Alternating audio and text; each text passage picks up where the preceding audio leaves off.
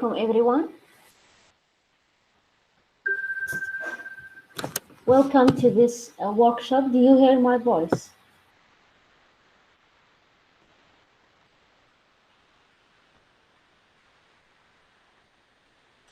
Can you hear me?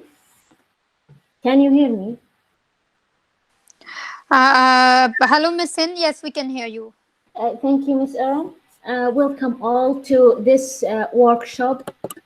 Today, I am Aisha Dawood. I will be the chair of this workshop. The workshop title, Sentiment Analysis in Python.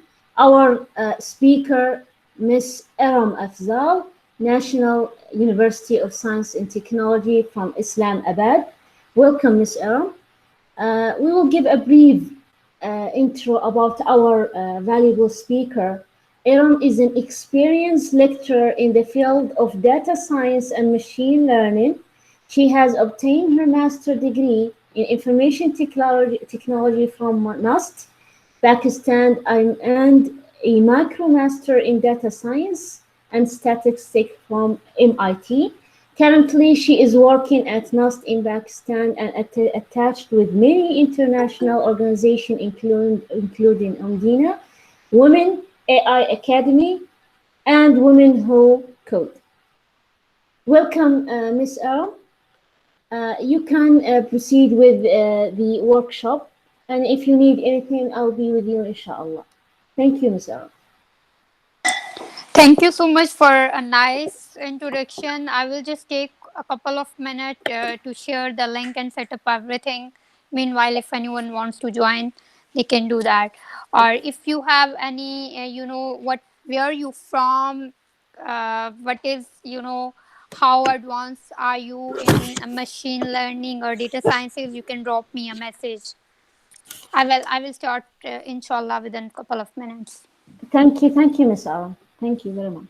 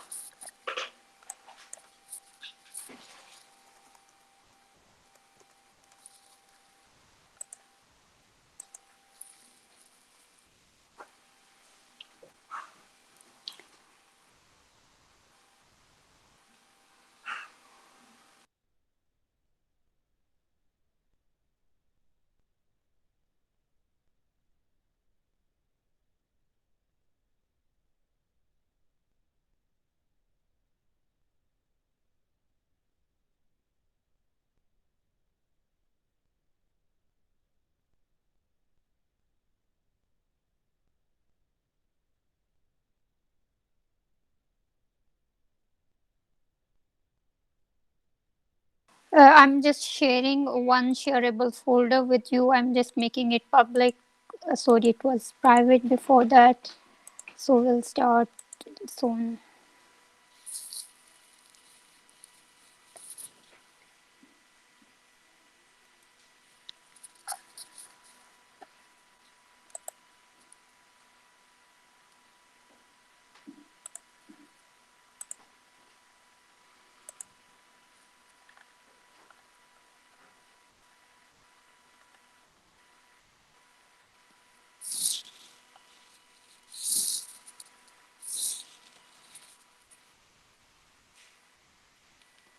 So meanwhile, please let me know your basically expertise in machine learning or data sciences. That let me know how advanced I should go with the workshop.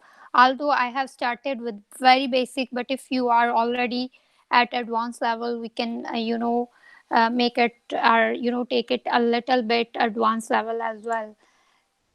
So we have 3 hours. 3 hours are enough to start from basic and then move forward towards advanced level.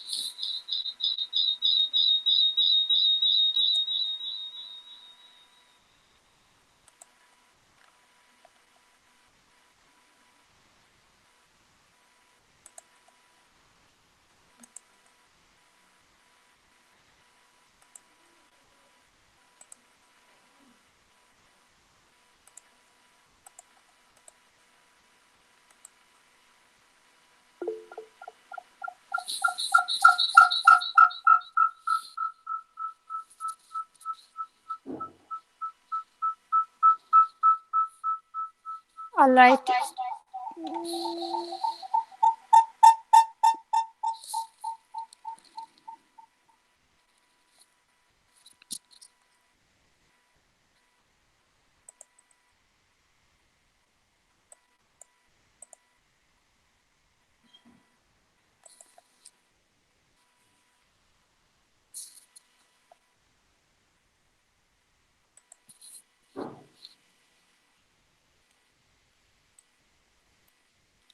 So few have answered like you have a little bit experience of ML. How many of you have experience of machine learning particularly?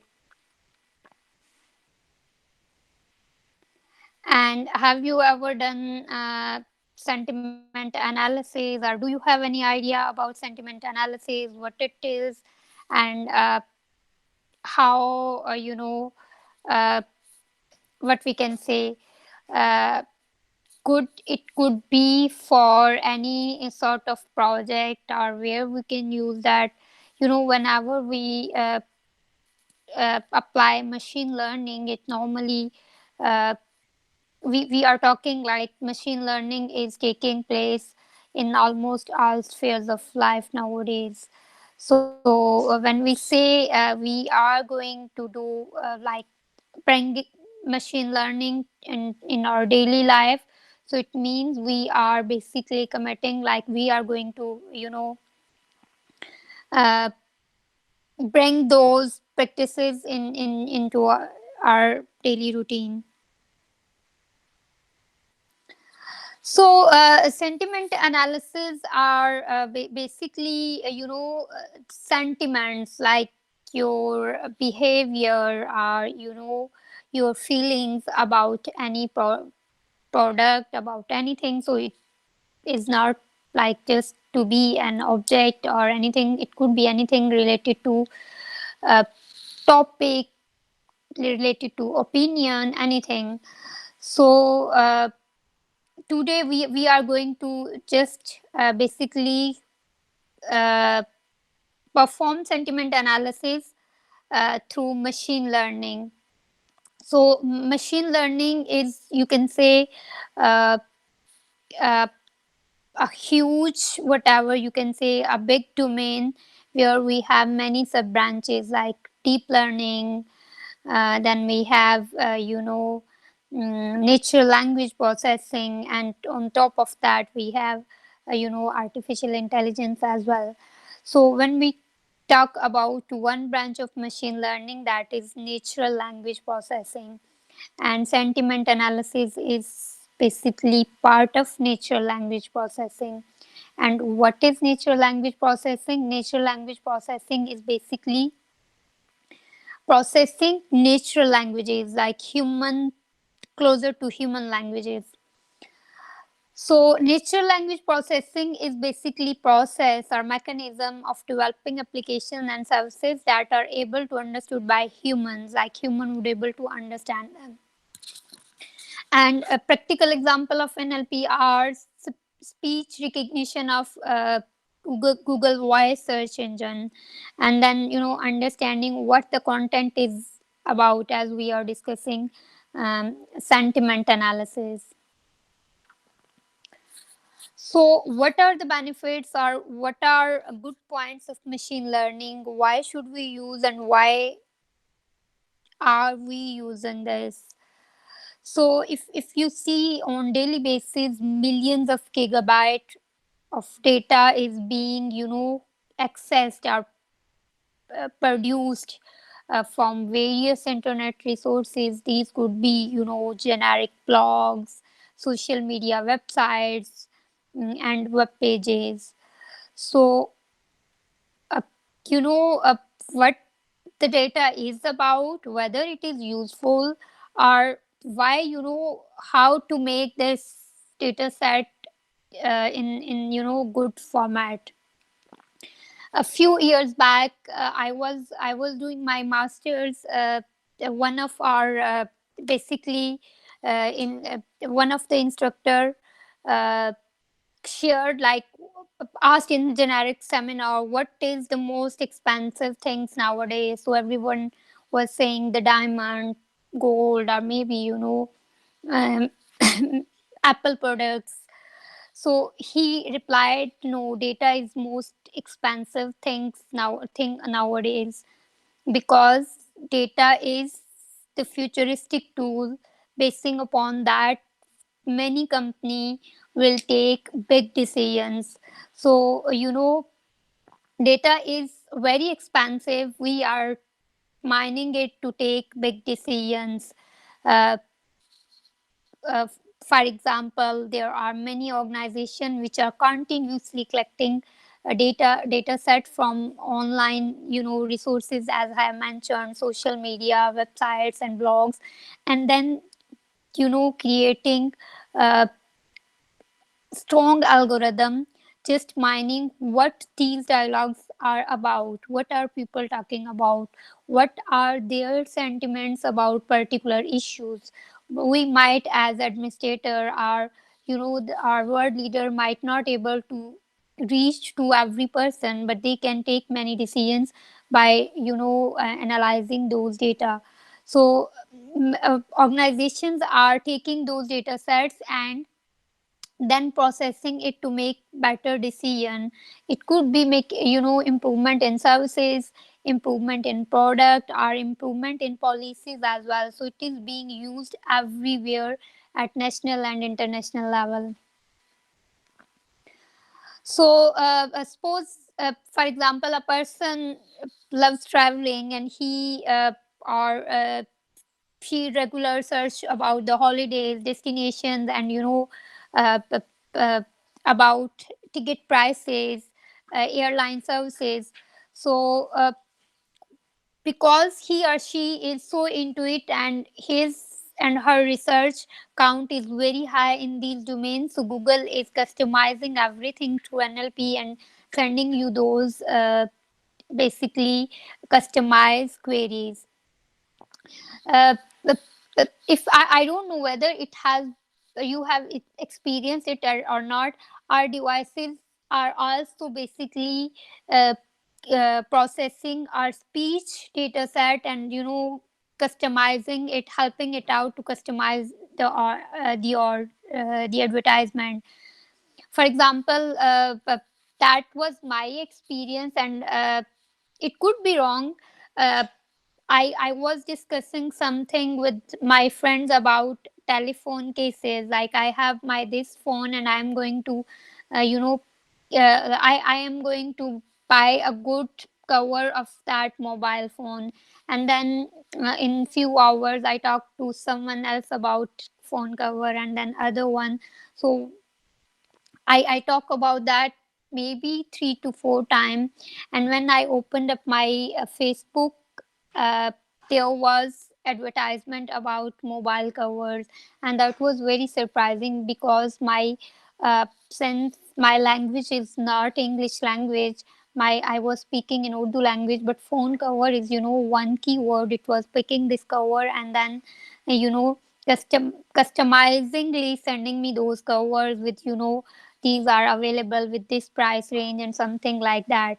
It means how smart our devices and applications are. They are just picking up information and mining it in a way that it reaches to the user according to their requirements. So whatever you search at Google, similar advertisement you can see on your social media applications, whether it's Facebook, it's Twitter, it's your emailing account. You find such customized advertisement related to that. And behind this, every if you see what is the magic behind this amazing thing, only machine learning is working behind that.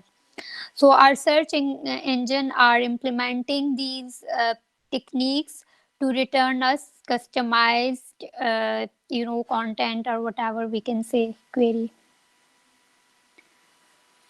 All right. So where we are using NLP is being used, as we have already discussed, and search engines like Google and Yahoo, then on social media websites, maybe Facebook news feeds, Twitter account, and LinkedIn, and there are so many other social media applications.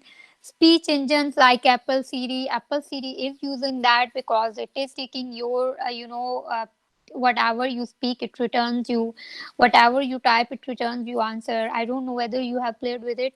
It replies you very, intelligently. Whatever you write about, other than finding application, opening any application, sending message, it tells you about terminologies. It tells you if you want to know about the meaning of anything, it tells you about that. If you want to buy anything, it shows you, customize search engine pages.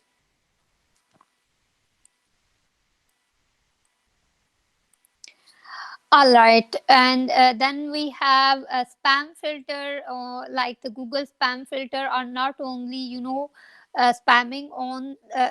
Previously, that was basing on just combination of sender's email ID. Now it is reading, parsing content in the email. So whatever the content we send through email, that is parsed and categorized, whether it is positive or negative, whether it is spam or not, and then according to that, those emails are categorized, are sent to in spam folder, another other one.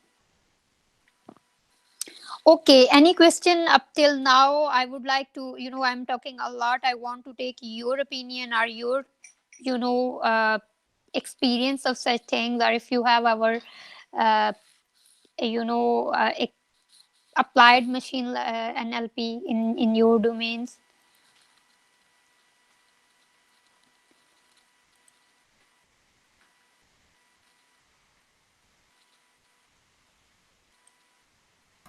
Assalamu alaikum, everyone. Ms. Aram, thank you for a very good start. This is Dr. Seema. Yes, Uh, please. yeah, you see, I was very excited for this workshop because in psychology, we use NLP as neuro linguistic programming. So I thought Okay. that maybe, yeah, so yeah, but I can see from the beginning that maybe we could find some connection between these things. So here, NLP is a different thing. So this is a very good point for me, and now my interest is more raised than before. So thank you. Thank you. I'm happy to know that. Yeah, for basically, if you see, machine learning is evolving everywhere. For psychology, we use that, but those are something, some other customized model. Or maybe once we will do that, because I'm not a psychologist, probably I misunderstood what we call as a psychology. So probably by end of this session, you might guide us whether it can be linked with that subject or not. Yes, sure, inshallah. Thank you. Thank you. All right, so now coming back towards sentiments. What are sentiments, and how we define them generally, and what are actual sentiments in our specific and NLP perspective or machine learning perspective. So a sentiment is generally a binary opposition in opinion. Like, you can say, it's in layman terminology, we can say uh, emotions or attitudes or opinion about anything. So it could be statement, it could be any physical object or anything. So our emotion, attitude, our opinion related to anything are basically referred as a sentiment. So it can express uh, uh, in you can say in many opinions, like liking and disliking, uh, good or bad, uh, going in favor and going against to that. So we are human, we perceive things in different perspective.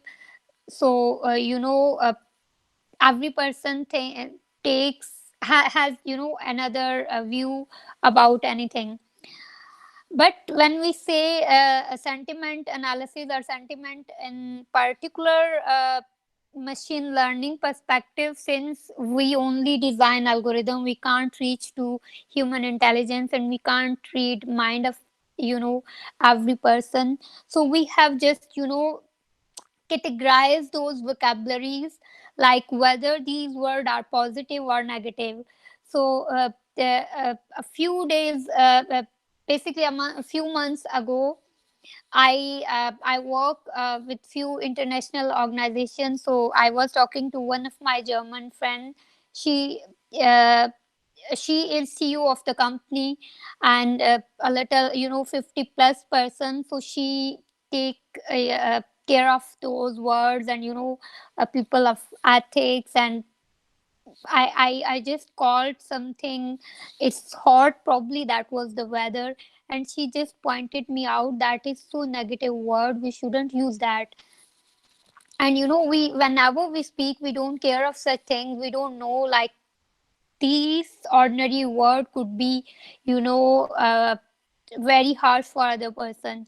So basing on those words, we have basically those learning library have weighted them, like whether this word is positive, negative, or neutral one, right? So basing on those weight, we mine every conversation, and then we basically return result, how positive that sentence was, and how, at what person that is neutral, and at what person that it is, negative uh, sentence.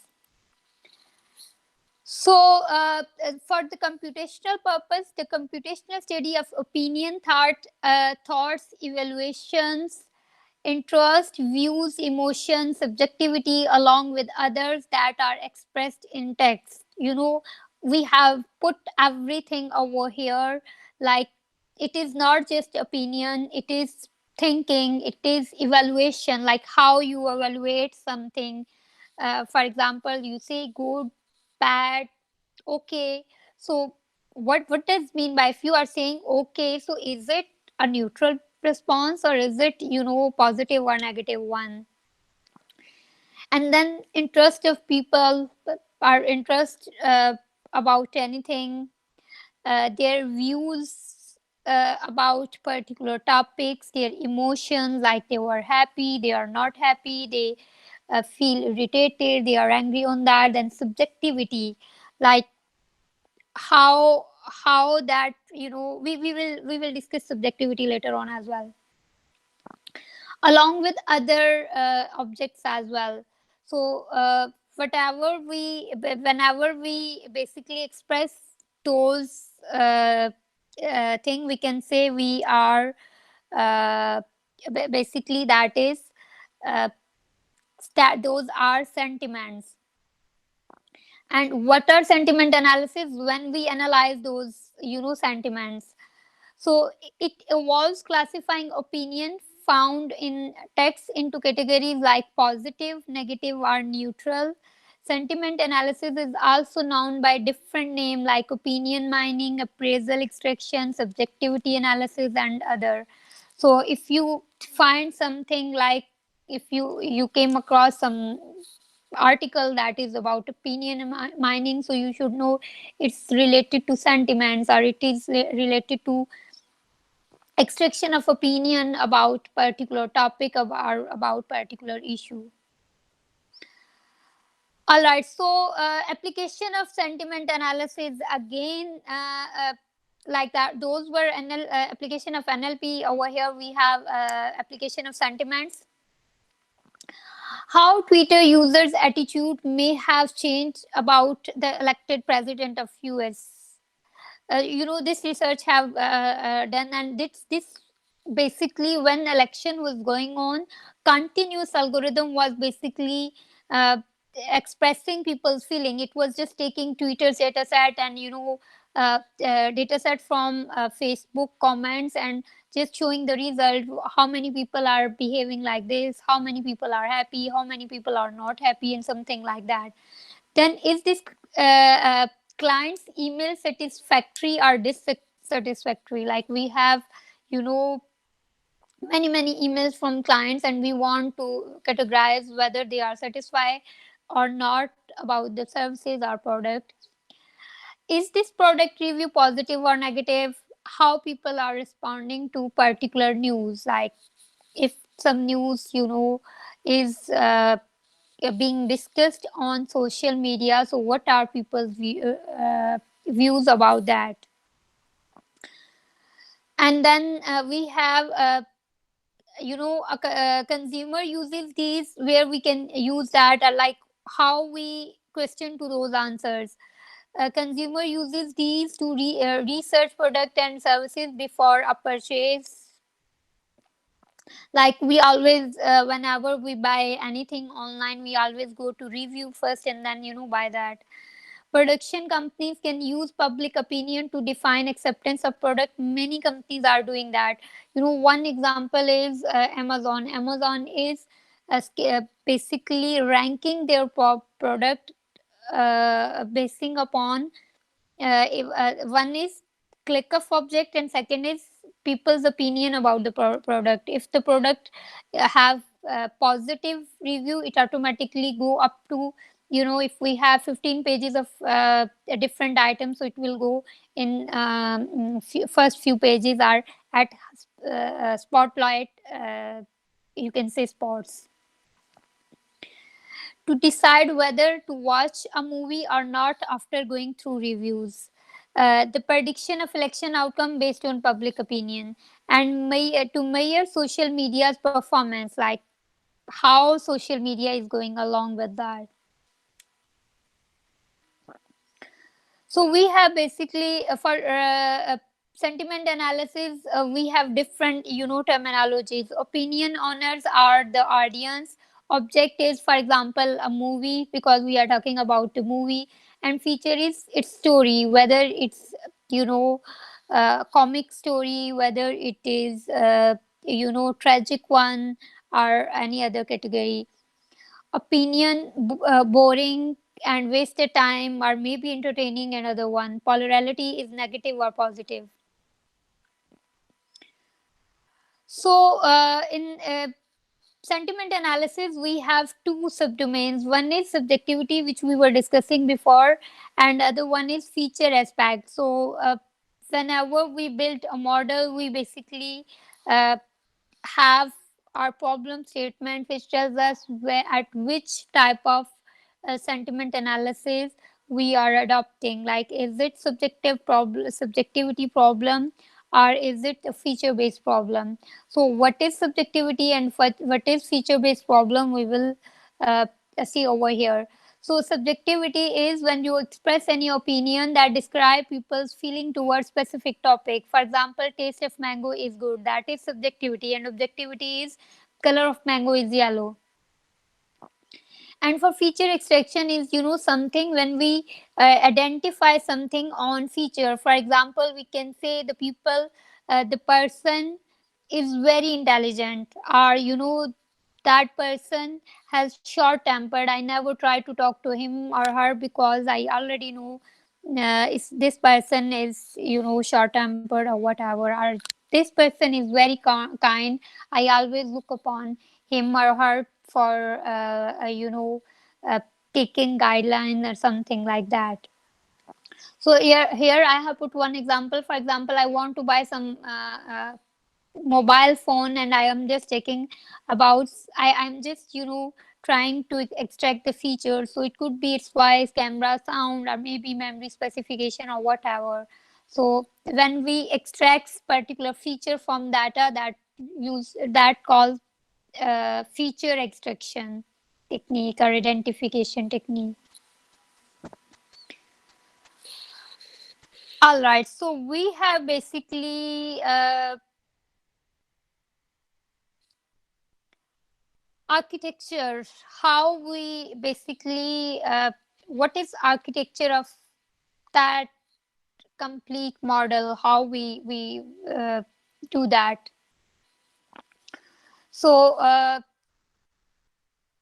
basically, first thing is that we have a set of data. Like, once we will not, if we don't have set of data, we might not able to perform anything.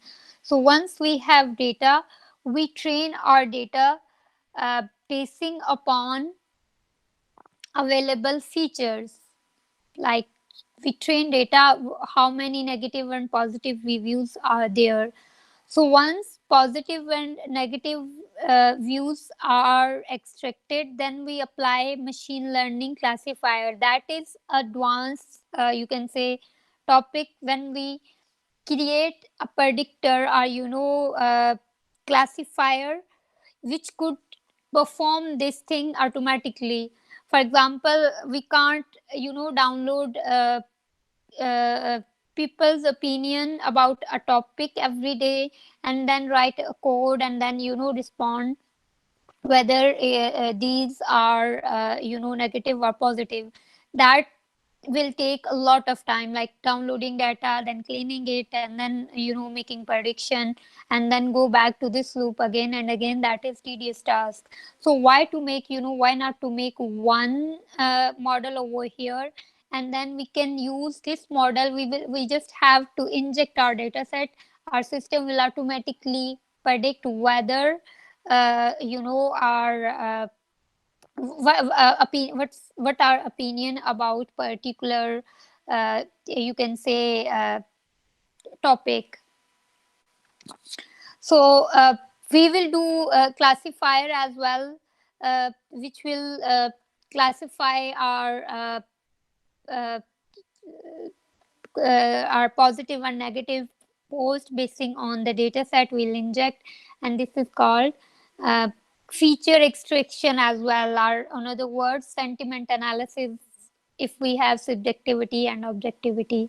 And over here we have user. So we can say we have a user, they rate movie, we extract the feature. What are the features which are describing the rate? For example, we have reviews, we have rate of the movie, and then we have category of the movie. These are the three features. Basing upon that we are going to classify. And once we have extracted the feature, we will basically pass them to our classifier, and our classifier are trained on data set. And once they are trained, they are predicting something, that is whole cycle. We will do that practically too. Okay, so I should basically I should plot this first. So how we go with that, like how we adopt to perform that, basically parse our data set to that architecture. uh, First one is collecting data from any source. That could be social media, that could be blog, newspaper blog, that could be any forum. And then analyzing it uh, from sentence separating or whatever, then indexing it, and then delivering outcome. So we will follow this one. We will have a data, we will have analysis part, and we will perform indexing. Okay, so next we have a polarity. So I have used a word polarity, and I have already explained you what is that. So polarity is basically dividing our data set, or making our data set uh, useful for positive, negative, and neutral scale. So when we say this bag is very beautiful, it means that is a positive comment. And when we say that actor performance was so embarrassing, it is a negative sentence, because we have used word embarrassing over here, and over here we have used beautiful word. This is a wooden chair, so that is a neutral comment. We are not uh, basically sharing any sort of what we can say sentiments, or any type of opinion about that, right? So I have talked a lot about basics of NLP. So we are going, if we don't have any sorry, any question, we are going to do a practical what we can say, we are going to do a practical example. I have uploaded my data set,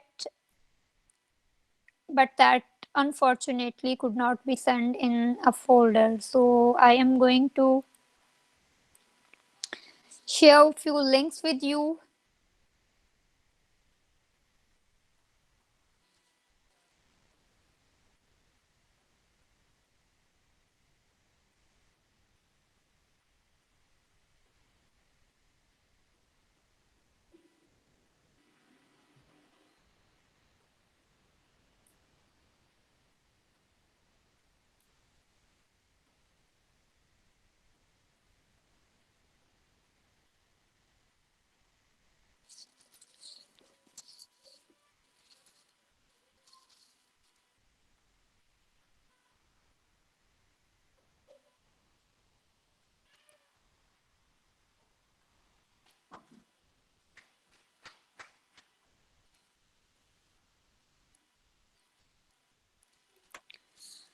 So let me share.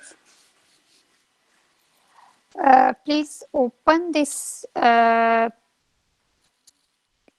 that file.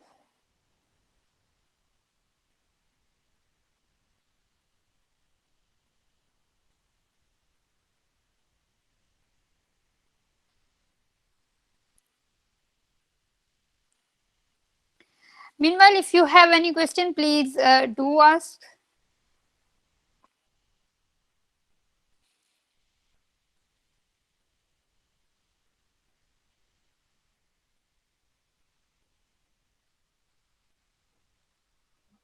Yes, I have a question. Yes, please. So during the before we just start the training process, do we classify manually the statements? Yes, we do that, and we call this process as labeling. So if you heard about that, we normally label our data set whether it is positive or negative. Yeah, so we do it manually. Yeah, we do. There are basically many methods to do that as well. We will in our data set we will do that through what we can say algorithm. Okay, and what if if the user use a word does not include in the training? So if user basically we when we perform sentiment analysis, we are not relying upon the user. That is very interesting question. We do basically we have our own library which have combination of words dictionary over there, and it will classify automatically. Okay, It Yeah, it will not rely on the words we are doing. We are just giving one statement like whether it is like a whole review is positive or negative. so it's kind of building our own dictionary, right? It is not building our own dictionary. That is just what we can say a simple way of classifying a whole sentence.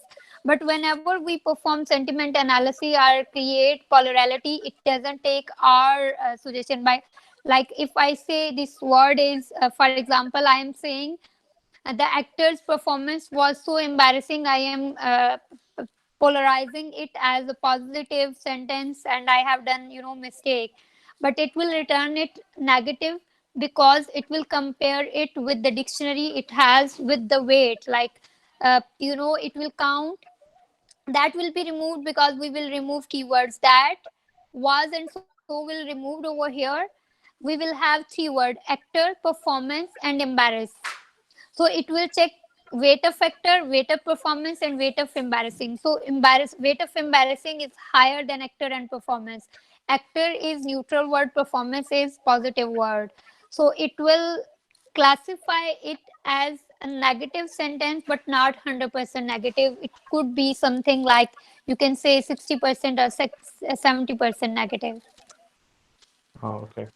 So yeah, my last question is regarding the Arabic language. So you know, in different Arab country, we are using different kind of accent and different kind of words, right?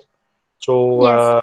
what is the solution in this case? Because I do believe if we design a sentiment analysis that works, for example, in maybe Jordan, this will not work for the user in Saudi Arabia or others. In the Arab countries. So do we need to design an NLP for each country? So Okay, so we sometime we have, for example, if we see in English, we have US based English and UK based English. So for English language, what we normally do, we have only a little slight difference. So we add both of the word which is already there. If those are just lightweight words and there are only few words, we can add those as well in the dictionary. For example, in Urdu, although we write that in although we write that in English, like we write words in English, but meaning of the word is in we are writing in Urdu. So there are different spelling of one word, or there could be different spelling. So dictionary, when we perform cleaning process, it remove all of those words. Those could be negative word. So whenever we perform such analysis, our major focus used to be towards negative word, because positive does not impact as much as we are uh, after negative word. So we add those words with equivalence. For example, if I say I have a bad word, simple bad word, some people will like bad, BADD, some will like BAD, some will like BD.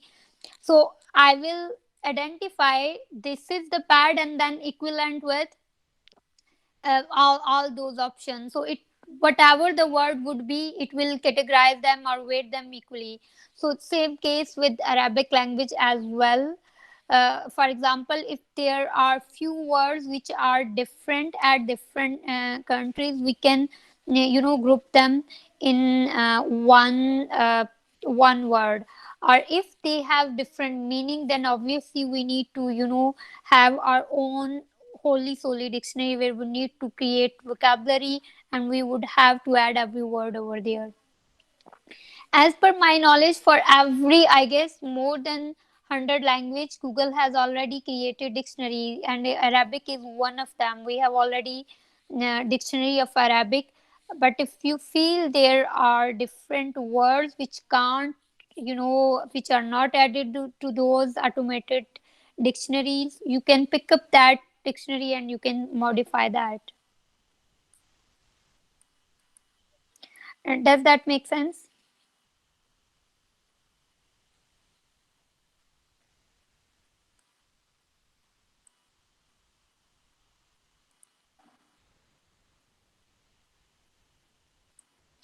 Okay, I am basically going to use Jupyter Notebook. I hope you have installed that. If you have not, you can use Google Colab as well. But for Google Colab, you might have to, how to add those files. But if you have Jupyter Notebook, that could be a plus point, because that is easy to use as well.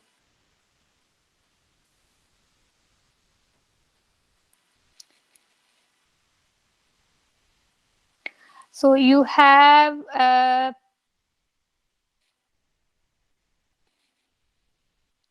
Google Colab with you.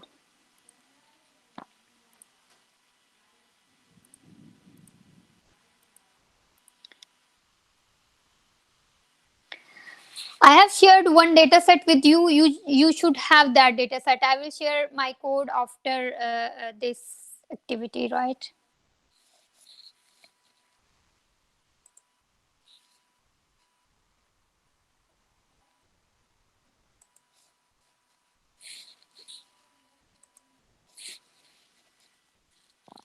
All right. So basically, I have another data set as well, that was about women's clothes and rating. But this data set I have used at various platform, and I found that very interesting. So that's why I kept that data set instead of using other one. I will share that with you for practice. You can do that in your free time. So again, we have a lot of discussion about sentiment analysis and NLP. Those are the similar one. Why we use that? What are importance? And so I'm not going to go into detail over here. We are going to use these three libraries: NLTK library, that is famous Python module for natural language processing methods. When then we have Genasium library, that is topic modeling, like dividing our reviews in different topics. And then vector spacing, space modeling, like if we have different topics in few essays, in few blogs, we can use that. And then we have scikit-learn library, that is used for applying machine learning models. So data set we are going to use is a hotel data set, where we have customers reviews. and rating, like customers review in the form of text, and then rating about the hotel between 1 to 10. So minimum rating we could have see in the data set is 2.5 and maximum is 10, right? So that is what we do, and I was discussing with you is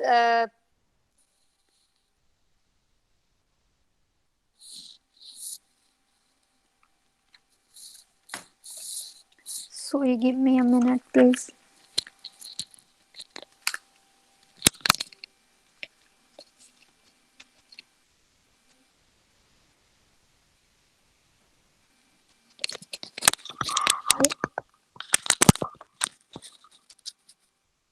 Can you hear me? Yes, Yes. very well. Could you please share the Jupyter notebook? This one, okay. If you want, I can share. Basically, I want you to write with me, and I should share it by end of this that session. But if you want now, I can do that. I have uploaded it. Let me do that. Thank you so much. You should have to, please.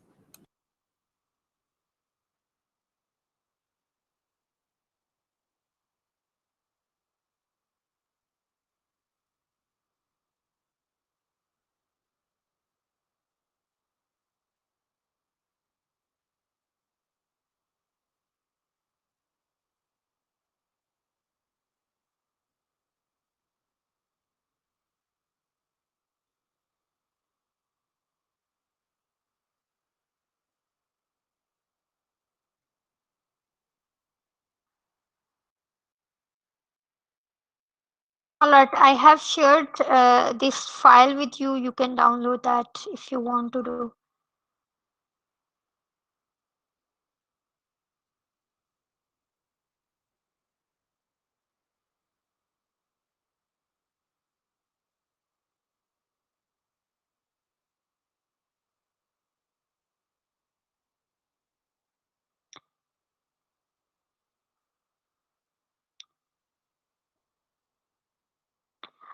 Alright, so we were discussing about data sets. So for data set, we have bad reviews less than 5 and good reviews greater than 5.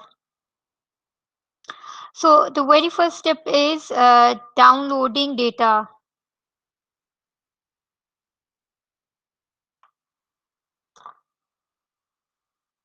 So how we download data in our notebook. So first of all, we need to import a library, that is import pandas as PD. So pandas as PD is a library which we use uh, to perform various section on data frame. So what are data frame? Data frames are basically uh,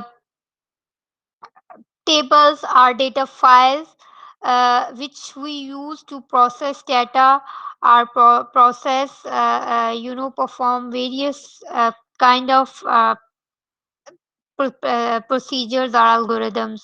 So we have import pandas as PD library, and then we will read that file. So our make sure your Jupyter notebook and file should be in same folder.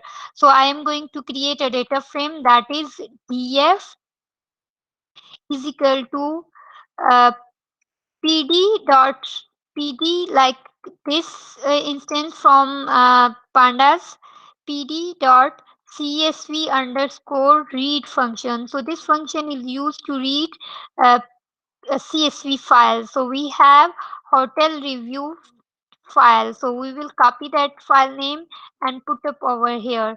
So I have imported this file over here, right? So it might take a little time to execute. So it will not show you anything for now. Why? Because we are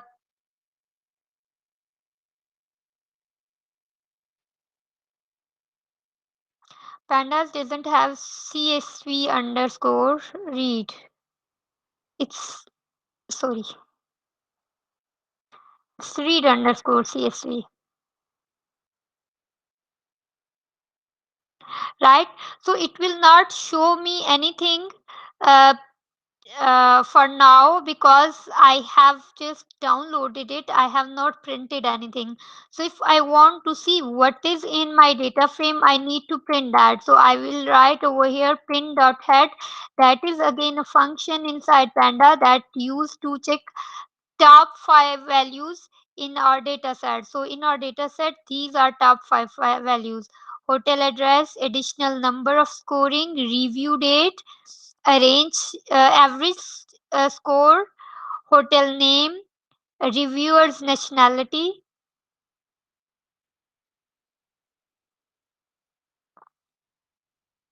and then many other fields as well: total number of review, positive review, review underscore, total positive word count, total tags, date since review last, latitude and longitude of that hotel.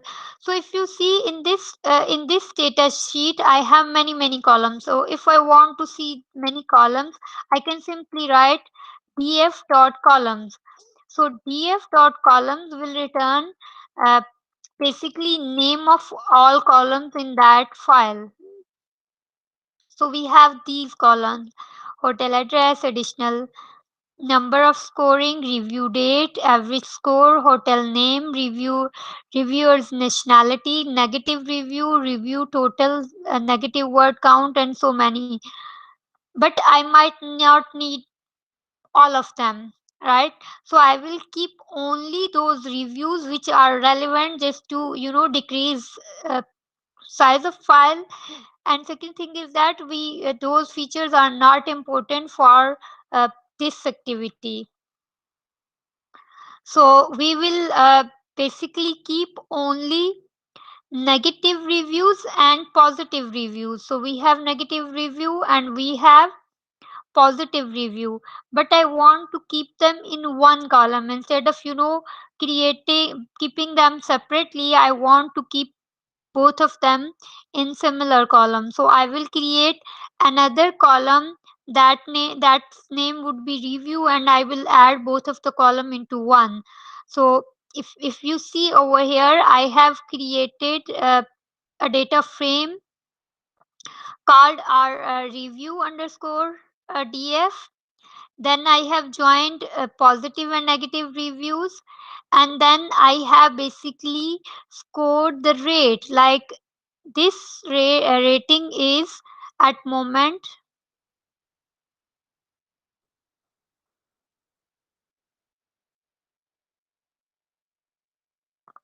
So if you see now, the rating is,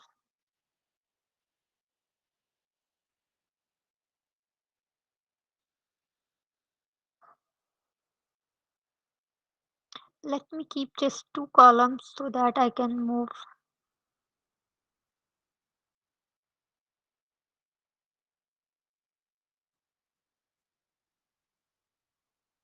So over here we have basically reviewers, no, that is reviewer score.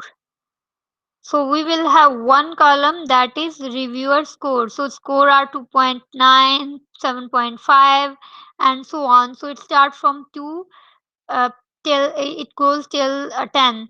So I am going to say, like, if the reviews are less than 5, it is 0, like bad review. And if review is greater than 5, that is positive review. So this process is called labeling.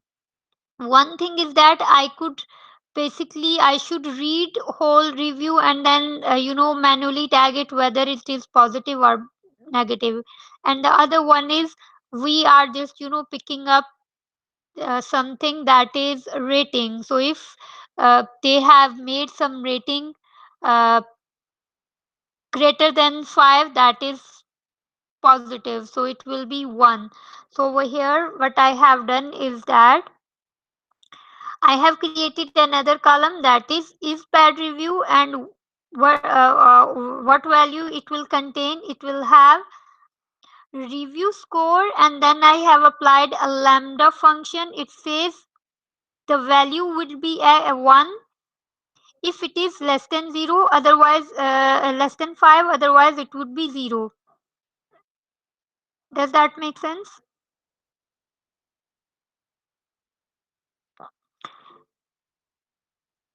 All right, if there is any question, all right. So if you have any question, you can simply unmute yourself and let me know because I can't see message directly. All right. So next we have basically we are aggregating this rating into this one. Now I just want to keep two columns. So I just want to keep one column, that is review, which I have created over here by joining negative and positive, and other column that I have basically created after applying the rating. So over here I am saying review underscore data frame. Over here I am saying review underscore data frame is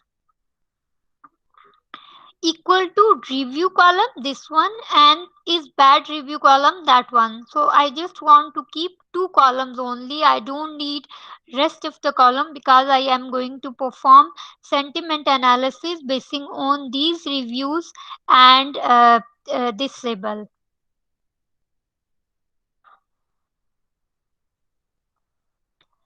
right?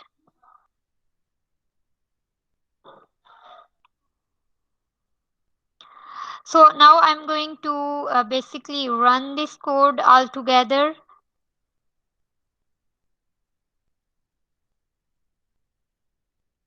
and see what are the results. Now I have these 5 values. I am so angry that I made this post available. It is 1.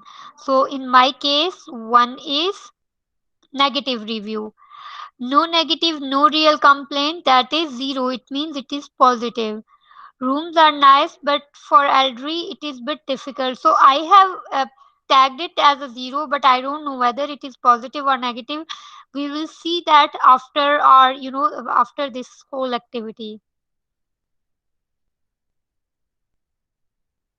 So any question up till now? If you are good to go, we can move forward. If you want 1 minute to do that, I like do it by yourself.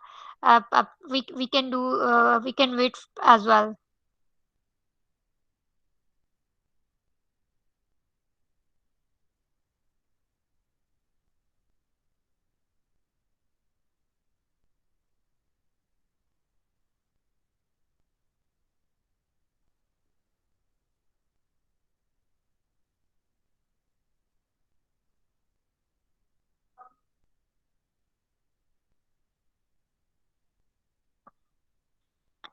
All right, I am assuming everyone has done with that. Okay, next we are taking a few basically rows and columns from this data set. Initially, if you see, if you want to see basically how many rows and columns are there, we can check it with the command reviews underscore df dot shape. So that function tells us basically how many number of rows and columns are there. So there are 51, like 51,000 551,738 total rows and two columns. Two columns are reviews and is a bad review, but total number of like 0 till 515737, we have total this much data.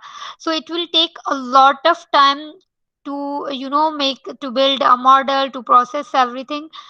Instead of going with all data set, let's pick few sample size from the data and perform our analysis. If our model is going good, we can add more data set. Otherwise we can use rest of the data set as testing purpose, right? So it is optional one, like it's up to you whether you choose a data set like fraction of data set or not. So I am going to choose 0.1% of data from this one, right? So I am going to say in reviews underscore df, make it sample fraction of 1, replace false, and random state is 42. So why I have used random state 42? Just to make sure it, whenever I split the data, similar record should be in the sample size. Otherwise it can, rectify the results. So that's why we need to keep that, like we are going to make it a random statement, a random state, that is something we can make it 7, we can make it anything. In computer science, normal practice is to keep it 42, but it is not standard, you can use anything. So let's see, after running this command, what is shape of my data set. So I will again write review underscore df dot shape, and now I have 51574, like 1% of this whole data set. So 5100 is, a little bit manageable.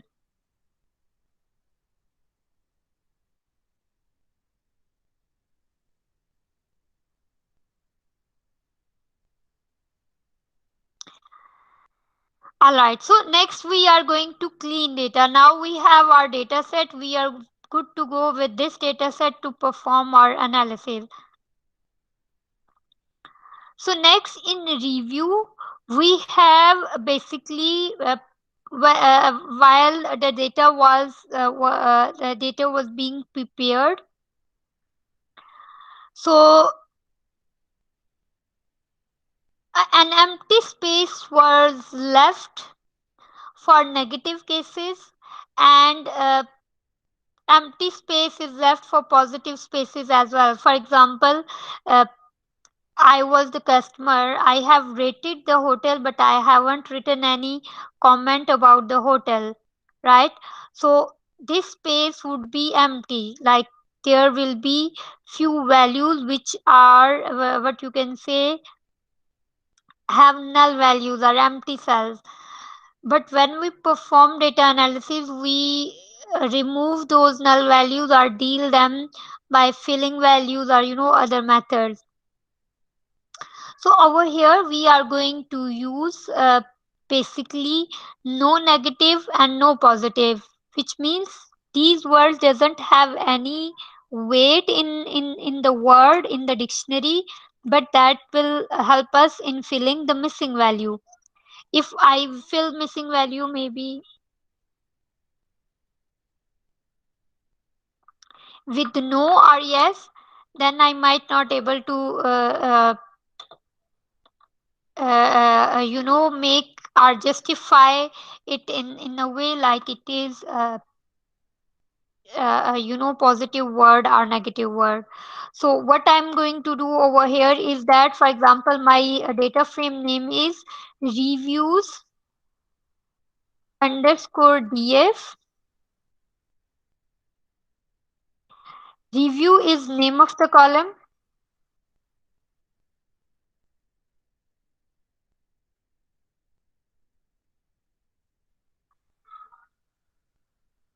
right? And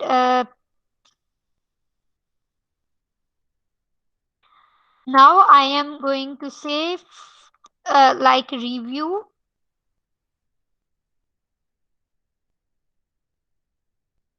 underscore df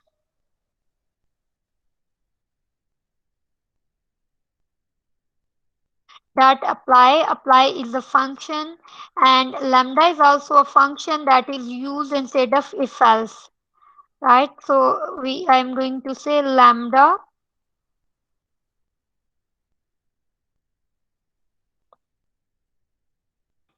x, like the first variable, x dot replace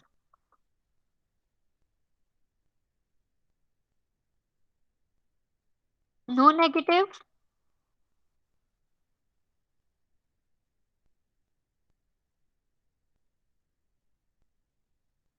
it's negative.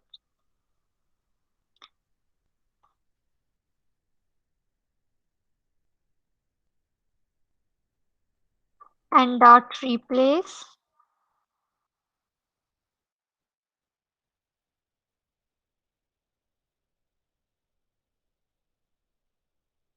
it's no positive with again empty space,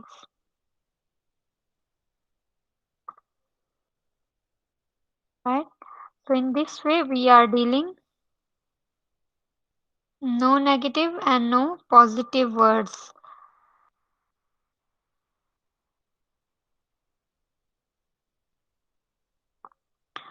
Okay, so next we are going to, now we have basically taken care of those words which could be positive and negative as well.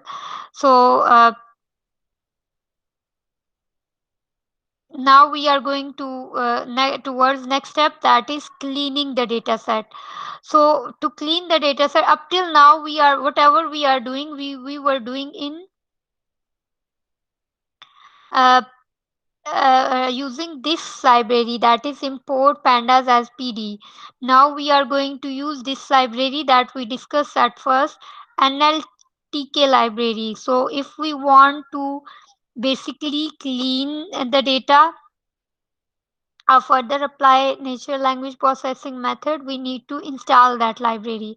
So in my system I have already installed, so it is working fine over here. So if it is not working fine in your case, you need to basically download that. So you can download this.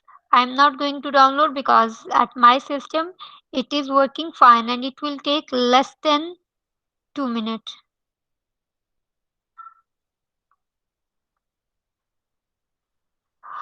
Basically, I have not created collab version of this one, but you can simply open collab and download that over here. But you need to uh, upload your data set in collab as well.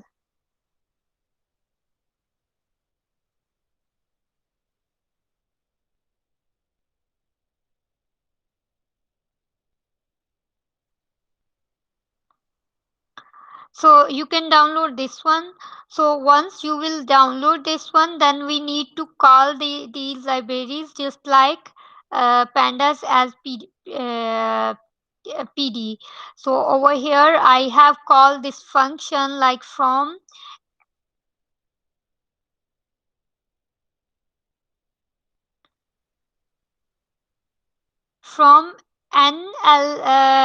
nltk corpus import wordnet. So what is there in wordnet? Wordnet actually includes part of speech. So it has already inside part of speech, uh, like which word is adjective, which is noun, which one is a verb, or something like that. So to change, basically to identify from our review content, we are going to identify, basically we are going to identify which word belong to which part of speech, right? So we have downloaded this library and then we have created a function. So how do we create a function and how it works? So if you remember or if you know about defining a function, for example, if I want to define a function to multiply two numbers, so let's say I'll say def multiply, and I want to multiply x and y, and then I am saying return x multiplied by y, right? It means it is not doing anything. I have just defined the function. So similar to this one, I have defined over here a function get wordnet underscore pose. So its name could be anything like multiply, or you want to say add uh, uh, part of speech or whatever you want to give it a name, you can do that. And then inside that function you will uh, basically add one variable. So that variable could be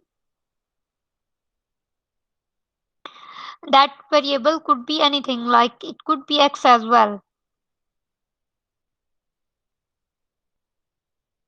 Okay, in your case, Dr. Anisa, it says name NLTK error is not defined because you have not downloaded that. So you need to download this one, this first, like this. You need to run this and then execute other one.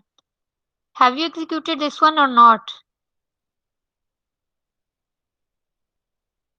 I did that, but still it says that error. I mean, when I'm running that download WordNet, it's giving me name error, saying name NLTK is not defined.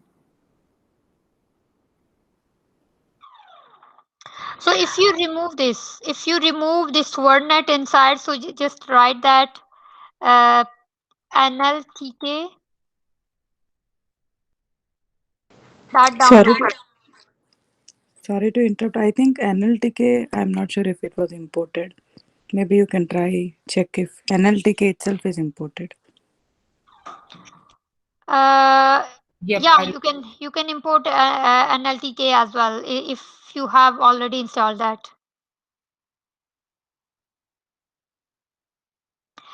This also works sometime. Like if let me see. Yeah, someone has sent the message. Can you replace that with this one?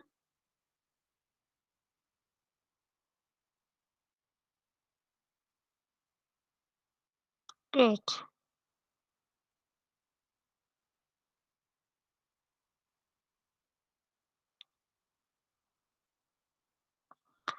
Okay, next we have a function, and in the function we are sending one variable.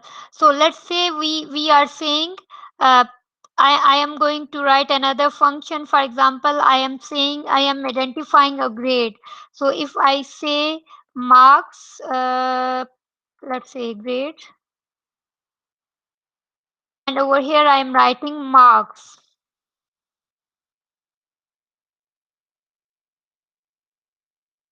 and over here I am saying if marks are greater than 100,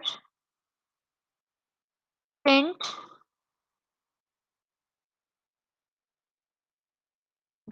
sorry, it shouldn't be greater than 100, it should be greater than 90. And I'm saying its grade is A. Or instead of print, I can write return A. So both are similar one.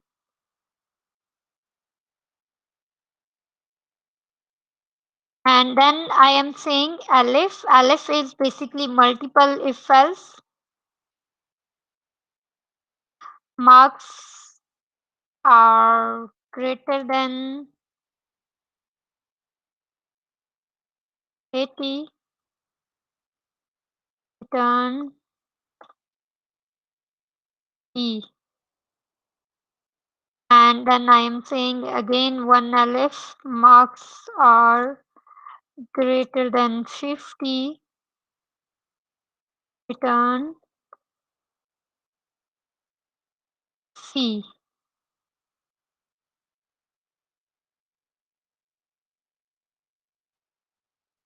And then at else part,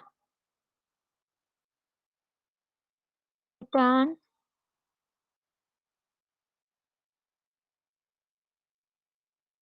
F. Right, so this is the function I'm defining to basically go through multiple situations. Like if it is greater than 90, make a grade A. If it is greater than 80, make a grade B. If it is greater than 50, make it C, and otherwise make it F. So similarly over here, I am saying suppose tag is marks, start with J, or it itself word net have itself its recognition. So it's saying how to identify the adjective, and then identifying verb, noun, adverb.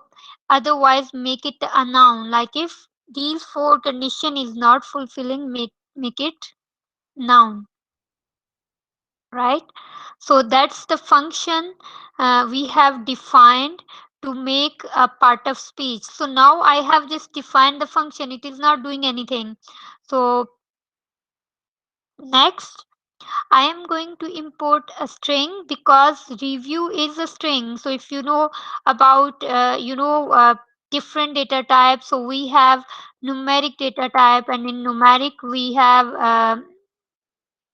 for numeric value we have you know numbers like 2, 3, 4, and then we have numbers maybe 6.5, 7.8, and something like that. So over here, if we are saying a string, so for string we have combination of characters, like I am saying Iram, and maybe someone like uh, machine learning lessons,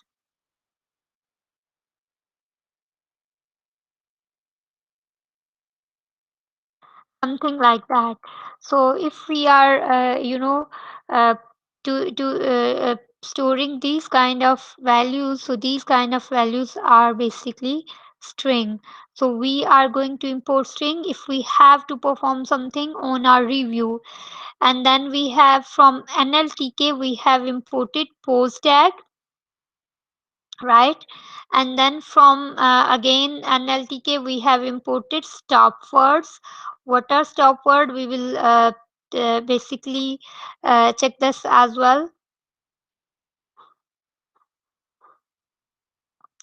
And then we have we are importing tokenize with white space tokenizer, and we have a stem function. So these are basically uh, few functions which we use for data cleaning, like adding dividing them into what we can say uh, part of speech, then removing stop words like is, mr, full stop, colon, double quotation, because those are extra words, so they don't have any weight in our what we can say uh, in our analysis or for sentiments.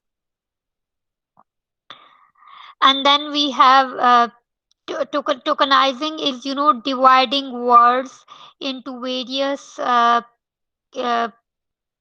like dividing the complete sentence in few like every single word.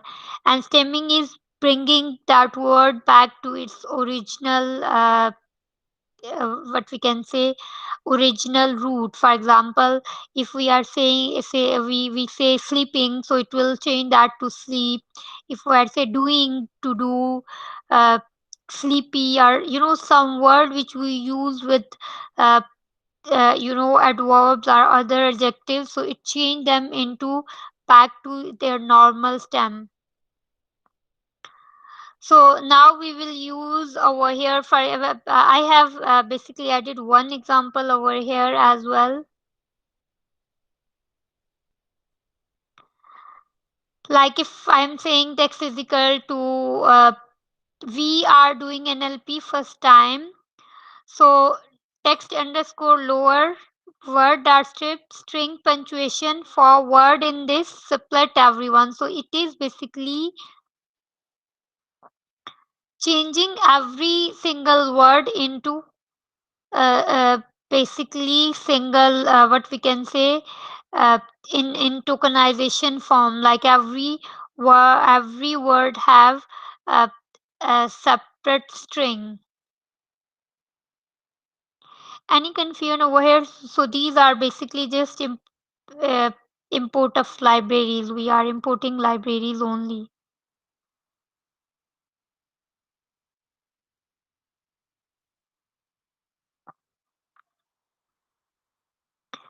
Next we have a clean function. So we are defining again clean, similar to this one as we done with the marks and get word net underscore post function. So we have defined our function clean text over here, and text is actually a variable. It is similar to what we can say, uh, it is just like marks are as we have defined marks. So text is basically one review. So text is equal to text start lower, it will lower down the text, right? For example, if I have this functions, I am saying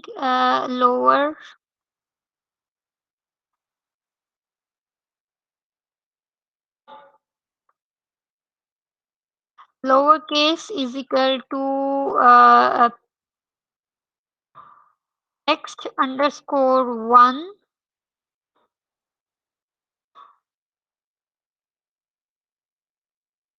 So it will basically remove capitalization from this one, and then printing this one lowercase. So initially I have, we are doing NLP for first time in caps letter, and now it has made everything, it has converted it into lowercase letters, right?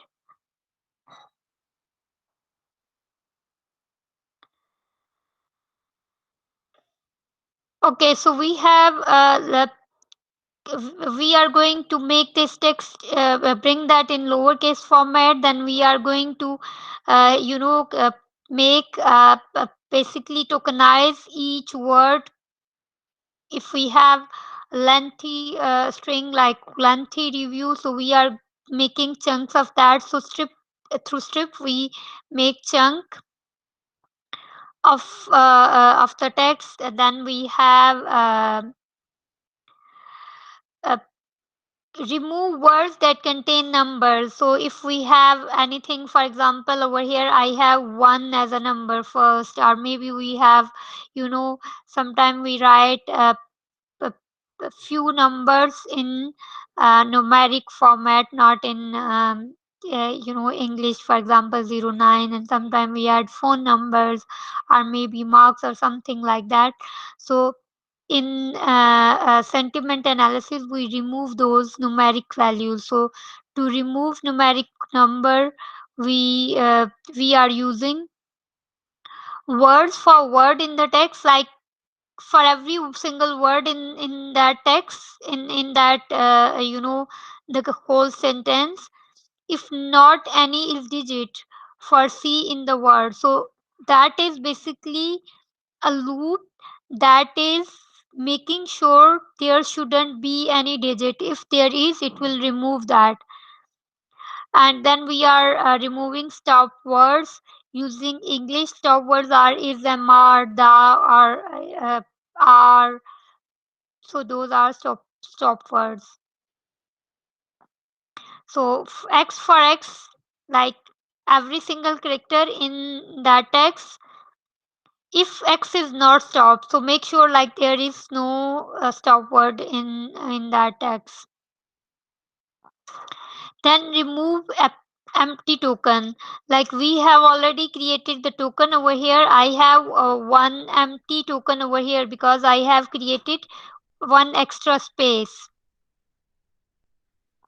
So if I have created one extra space over here and I don't need that, that is extra space, which is which could count as one word, and it can weight, it maybe something. If we have 50 extra spaces, so it can weight it, in a big count as well. So we are going to remove these spaces as well.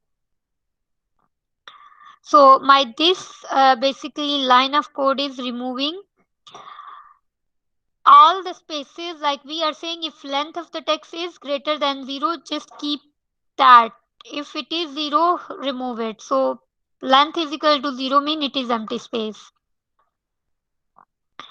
Now over here we are calling our function post tag, and we are post tagging the text, right? So we are going to call this function post tag, and we are applying that on the text.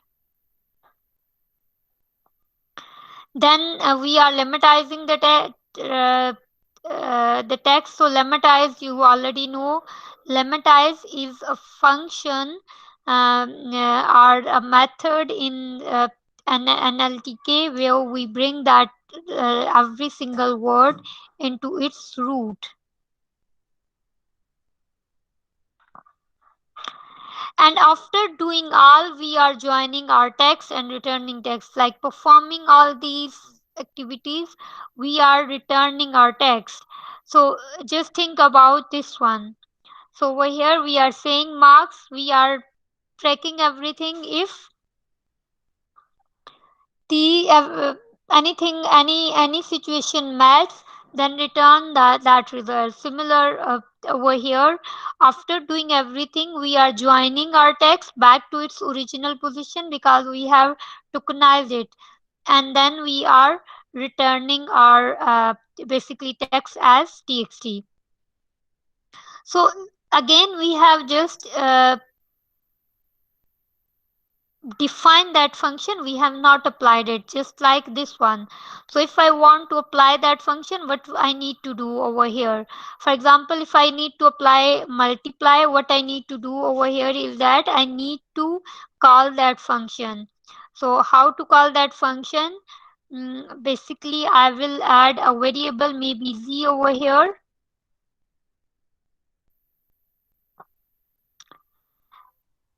z, and I am going to call that function z is equal to multiply, and multiply what, 2 comma 3, like 2 multiply 3. So it will multiply that, and then I'm going to print it.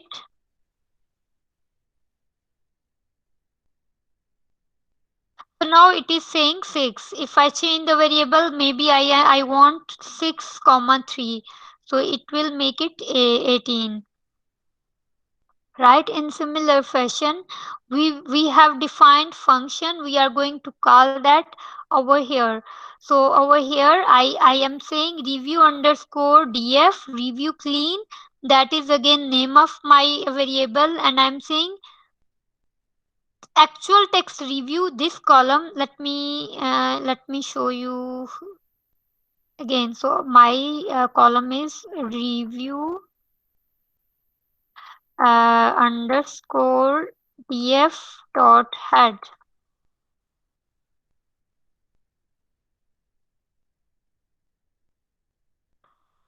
Reviews,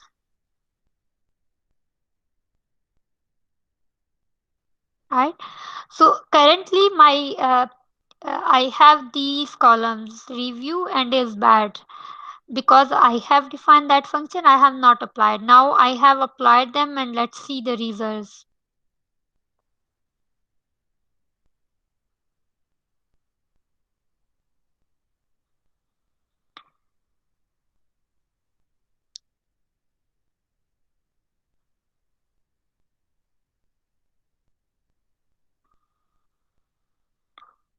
It will take a little time. Meanwhile, if you have any question about these functions, if you are unable to understand any line of code, just let me know. I'll explain it again.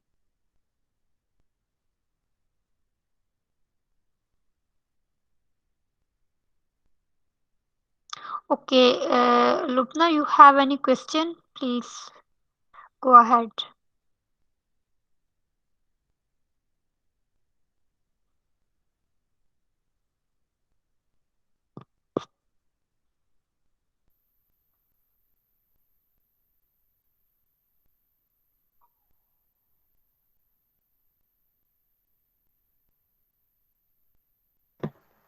Yeah, sorry. So I have a question, if you don't mind.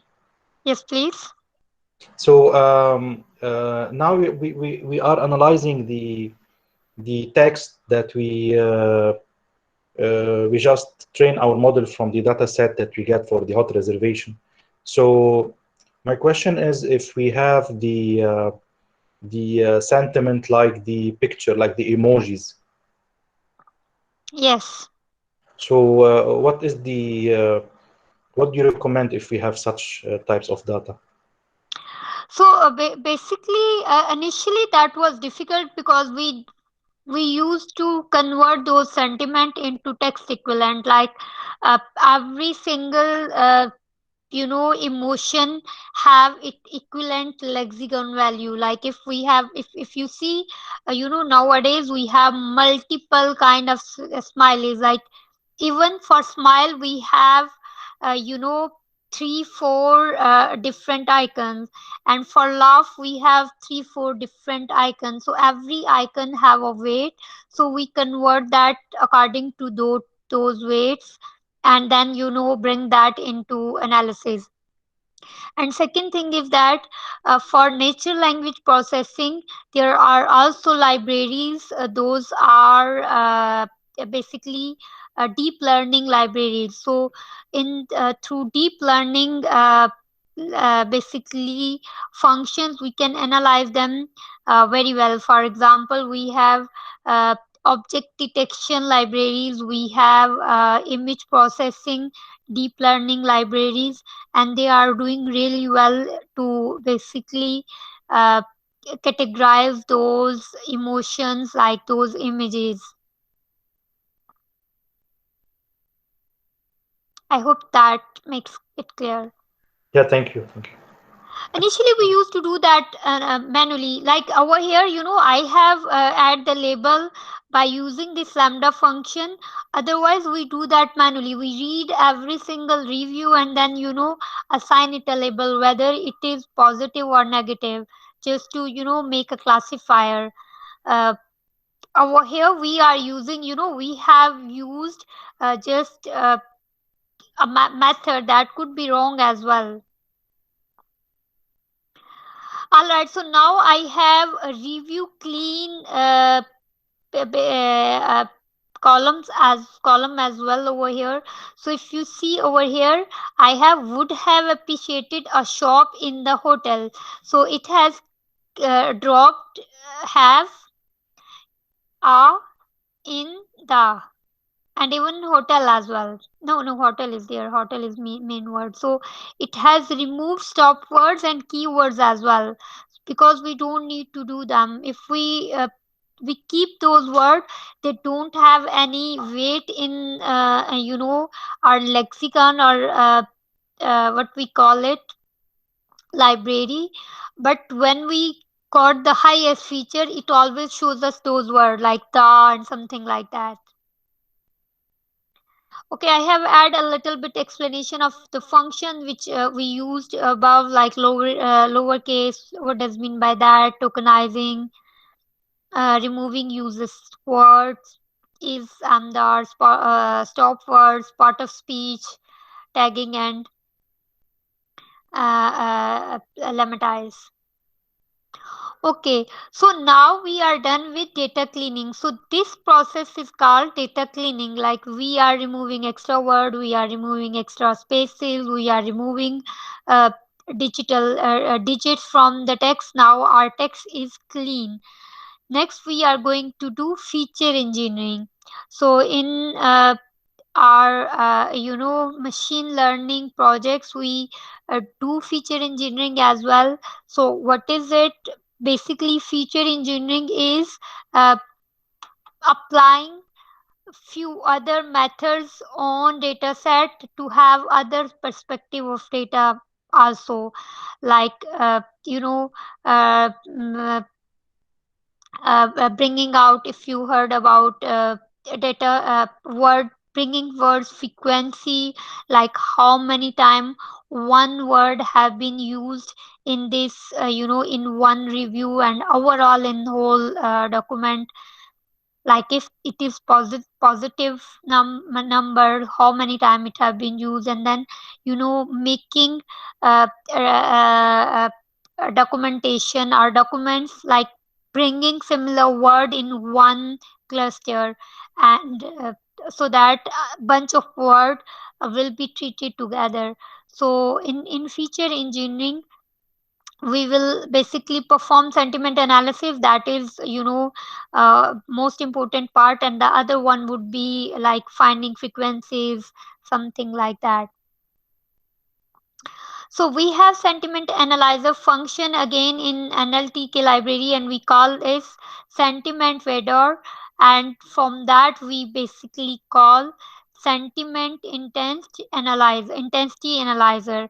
Why sentiment intensity analyzer? Because we are polarizing what are the intensity of what is intensity of those words.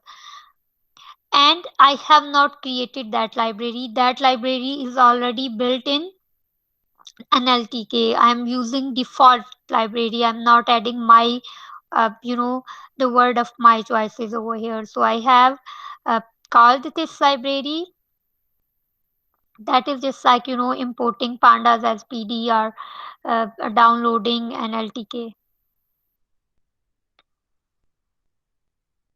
Okay, so next we have defined one variable, that is SID, sentiment intensity analyzer. So it could be anything. I'm again going to our e- example of multiply function. So I again have a multiply function. Suppose let's do some this time, that is the easy one. So we have x y variable, and then I am going to return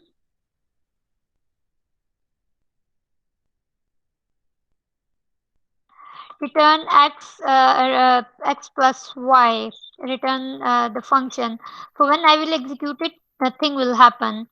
But if I say z is equal to sum, it means I am basically making sorry, I need to add two parameters. So I am just assigning this function to a variable that's name is z, so that I can use uh, uh, I can use z anywhere that is equivalent to this function. So sid is similar to z, like we have called that function in that variable. So we can change the name of this variable as well. You can keep it x or whatever you want to keep it. It could be anything. And then I am defining another column. Its name would be sentiment, and I am going to apply lambda function of function to calculate polarity score of SID, like this variable. And then from this variable I'm calling a polarity that reside under this function, right? Polarity underscore score. So it is similar to, if you remember, it is similar to if we say import pandas as PD, then I normally used to write df is equal to PD dot read underscore CSV. So read.csv is similar one that is inside of my this function. So I am calling sid polarity underscore score. That is just like read underscore CSV. So I am calculating polarity of review, right? And then I am going to concatenate those sentiments. So we have one question, please. Unmute yourself or you can type.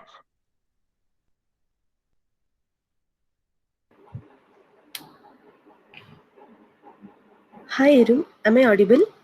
Yes, please. So, in this case, for applying the polarity scores, do we have to apply it on review or on review clean column?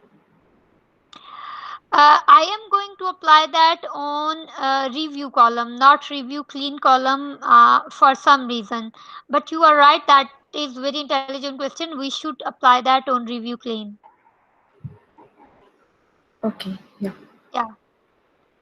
I am going to do apply that over here. purposely I want to show something in future, like we are going to build model on review, so that's why I'm going to apply everything back to my original value, original column. Okay. Yeah. So next, we when we apply polarity, so it basically gives us a sentiment, it gives us sentiment in the form of new negative, positive, and a neutral format.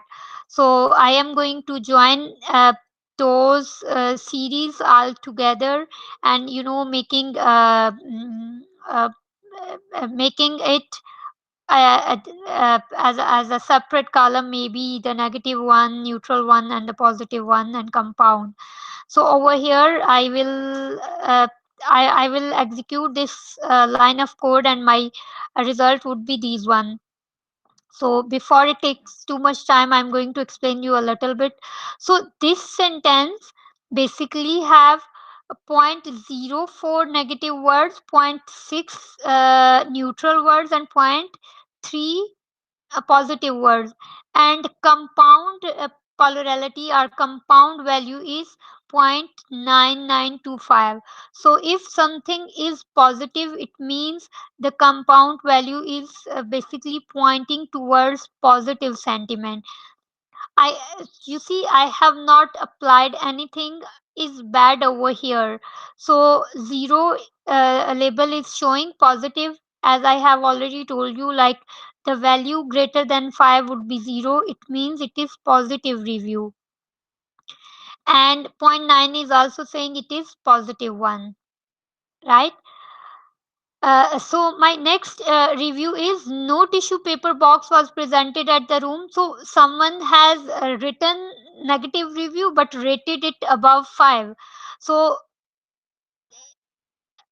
if you see the rate, we have calculated it as a positive, but actually the review was negative.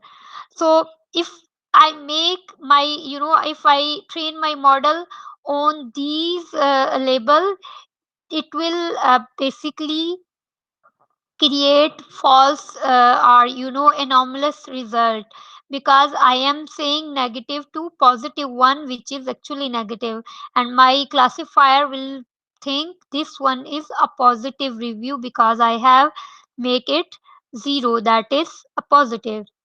But my classifier saying it has point 0.2 a neutral word, point 0.7 sorry, point 0.2 negative word, point 0.7 neutral word. So it is leading minus 2.9, like it is negative. Maybe it is just 0.29, like 0.29 is 30% negative, but it is negative, it is not positive, so we can't say it is positive. So it has just calculated no tissue, rest of the things were not important. So there is nothing as positive. But if the reviewer uh, write something like the room ambience was really good, it was awesome, but tissue paper was not there, so that could be more polarity towards the neutral one, not positive or negative one. But over here they haven't written anything that could count as uh, positive, so it is point 30% negative. Below nice welcoming service is again we have 0 negative, 34% neutral, and 65% positive. So it's around 69% positive, and so on. Right. So now I'm going to run this command. Any question over here?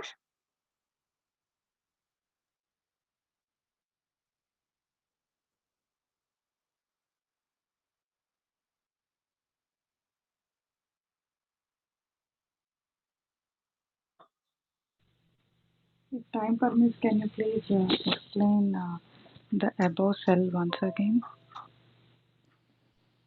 Okay. Which one? Sorry, can Yeah, you point? the one which is processing with the star mark. All right, I'm explaining again. Thank you, Arun.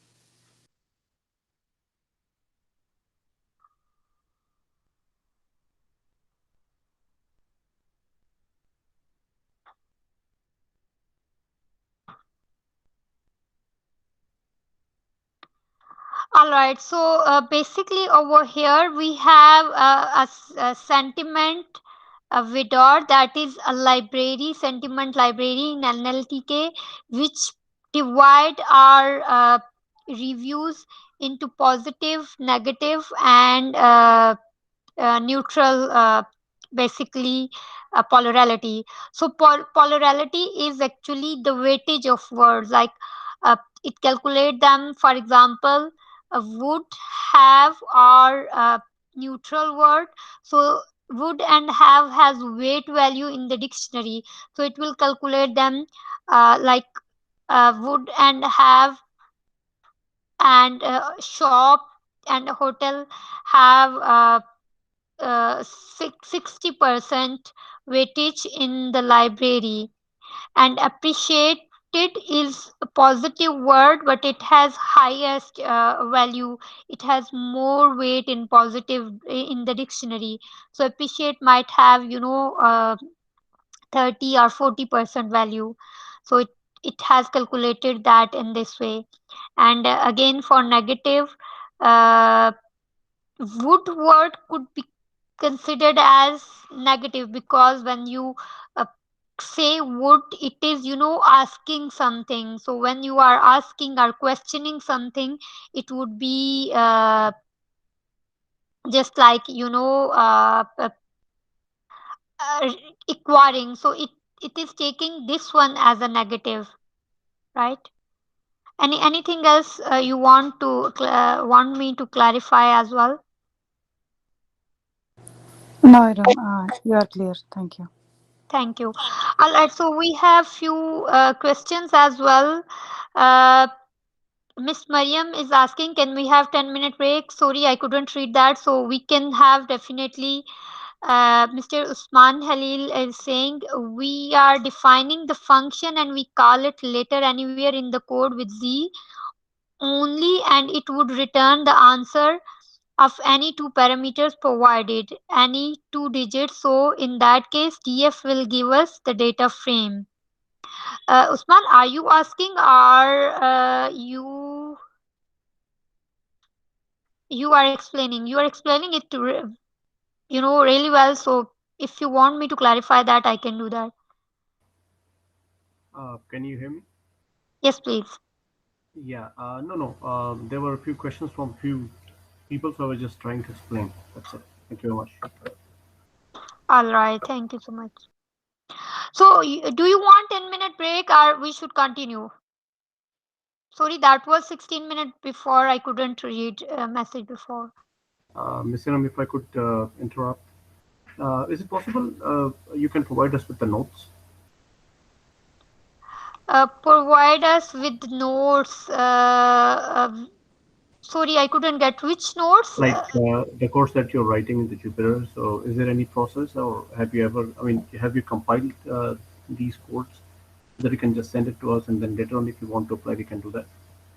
Yeah, definitely I can do that. Basically, I have shared this file with you as well. So if you want, you can download that file as well. Or if you want me, I can just copy and paste that code in chat. That will be like if there is if you can just make a PI file and save it, and then later on we want to just report and apply the code. That would be more easy. Just a suggestion. Thank you. Yeah, for sure. Basically, I will whatever changes I am making over here, I can share updated file with you as well. Are you do you want me to write a little bit explanation as well? Basically, I have added few explanation already.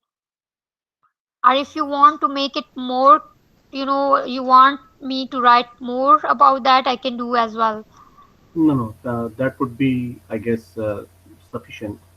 But the only thing that I'm asking for myself, and I guess all people would agree to that, like if you can compile just one file in Notepad, or let's suppose if it's a PI file by any name, and then you can share it with us. Like later on, if you want to put it and we want to analyze something, or let's suppose if you want to see the code, how does it work. So it will be very helpful for us. I mean, it's just a suggestion if you want to go with that. Definitely, I will do that. I will do that. Sorry, I misunderstood that earlier. Yeah. Well appreciated. Thank you. Yeah, and Ms. Iram, if you could share the final file also with us after the changes, that would be appreciated also.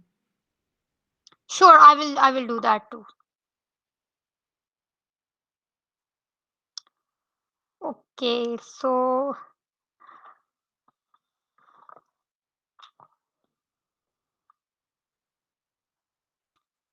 okay, next I have also written a little bit explanation over here. Like we have added four different columns uh, to our data frame. Those are negative, neutral, positive, and compound uh, function.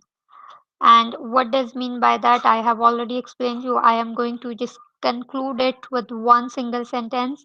Like this sentiment intensity analyzer by itself give us four values. One is negative, positive, and neutral, weight count of each word which are already available in dictionary. If those are not available in dictionary, it will simply ignore them. And the fourth thing is compound our overall score of the complete sentence, whether it is positive, it is negative, or it is neutral one.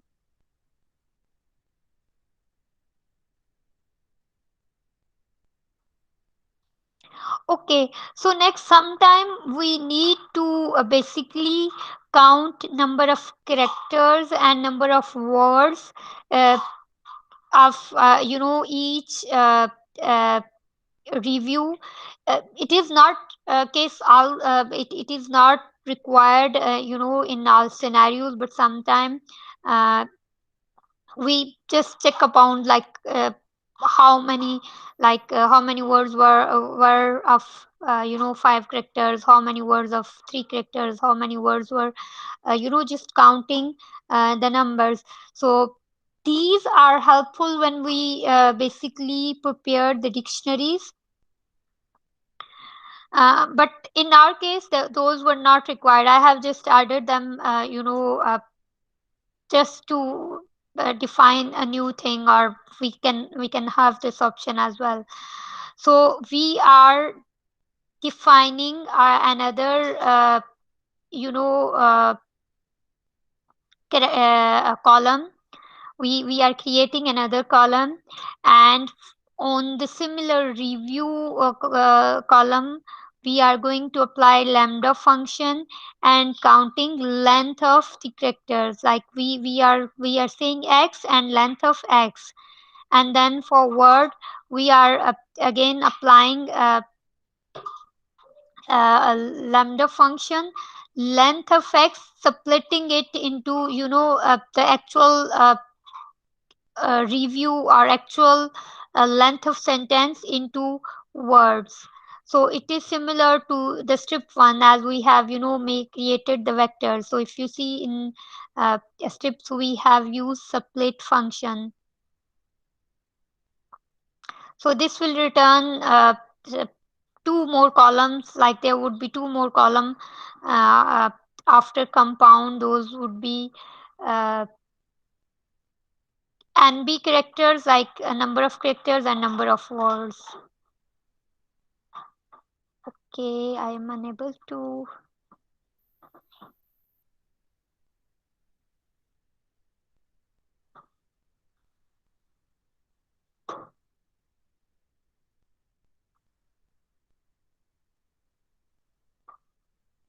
This basically happens with Jupyter Notebook. Sometimes it stopped working, and once it stopped working, it doesn't work and you know uh, execute the code. So that's it. It will basically add two more columns. So let me go back. Go. I see if my this Jupyter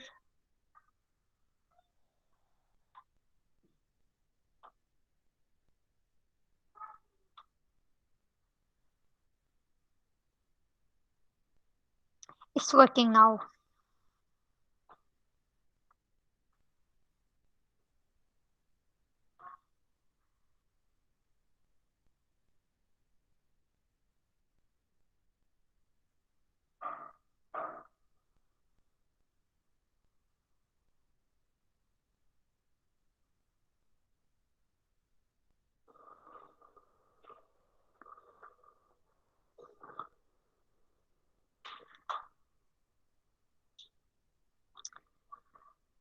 It's still going on. Okay, let me explain you next rest of the code, and then we'll see if it is not working. I might have to restart my Jupyter.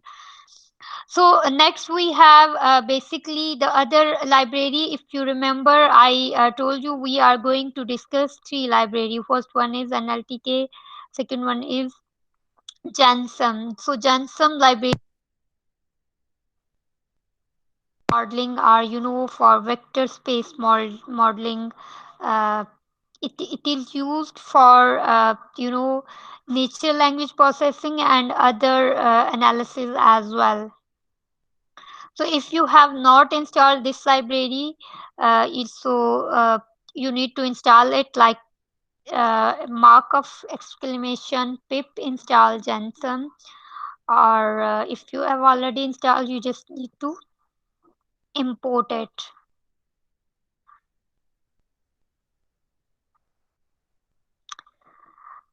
Alright, so next we have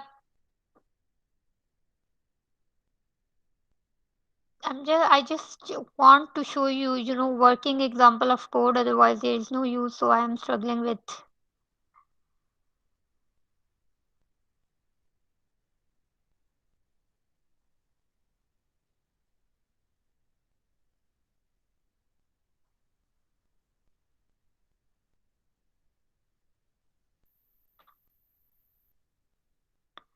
Okay, so we are going to create doc to vector column. So doc to vector column mean we are creating various vector basing on the topics. Like the more topic will have, those would be categorized into single one.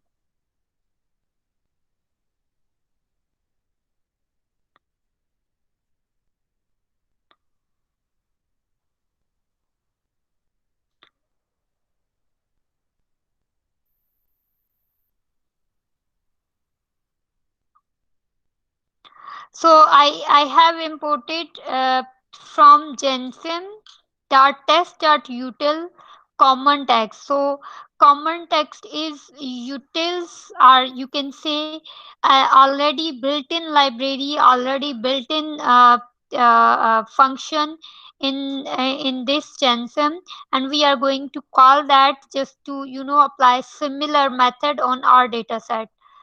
I guess yeah.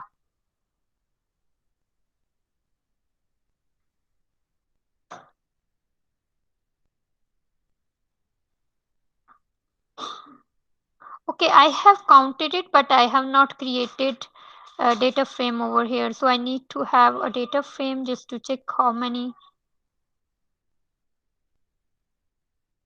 Insert cell over here, and then I'm going to see df dot head.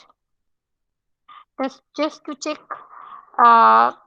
these number of characters. So now in this review would have appreciated, we have 599 characters and 113 words, and similarly moving forward we have 43, 10, 36, 7 and so on. Okay, coming back to Jensen library, I have called this first line of code to call basically libraries where I have utils library. You must have know about utils and pickles if you have already worked. For example, if my algorithm or my function is working good, I can publish it, or I can make it available for everyone who is using Python, so they can call it as utils or pickle function. So next I am going to call a model from Jensen library. The model name is doc to vect, like converting document to vectors. And we are again importing, this one is, you can say, doc to vect, just like the PD, and toggle document tagged document. So tagged document means when we have similar number of topics, like we are tagging the topics, right? So these are just two libraries we are calling. Next, we have one variable that is document, and inside document we are basically storing those small documents which contain what we can say similar vectors. For example, I have one vector that include all positive words with highest frequency, like amazing, fantastic, wow, really good. So these are words with from similar family, so it will create one document for this one. And then we have negative word, maybe terrible, annoying, worst, or something like that. So those word would be in another document, and there would be there the many topics would be there, the more document we will have. And secondly, we can define as well, like in one document I should have this number of vector, not more than this one, just to make sure like we are going into much more detail. Maybe it is making 10 words in it is putting 10 words in one document, but I want to make just five distinguishing word in one document, so we can do that as well. So I document is simply a variable. You can make it anyone and anything, maybe z, or maybe anything uh, xy, whatever you want to uh, uh, give it as a name. Tags document, doc, and I is iteration, like one vector. And for here we are basically passing our algorithm on the data frame. For idoc, in the review clean, so you see over here I am applying this on review clean, I am not applying that on review. If I apply that on review, it will obviously pick up the word like the, and so many words which are not in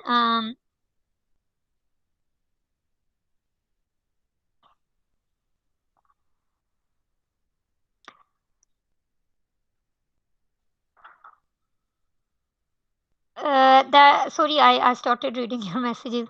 So we are applying that on review, just to make sure to skip the words which stop words and some other words which are not of uh, great worth in analysis.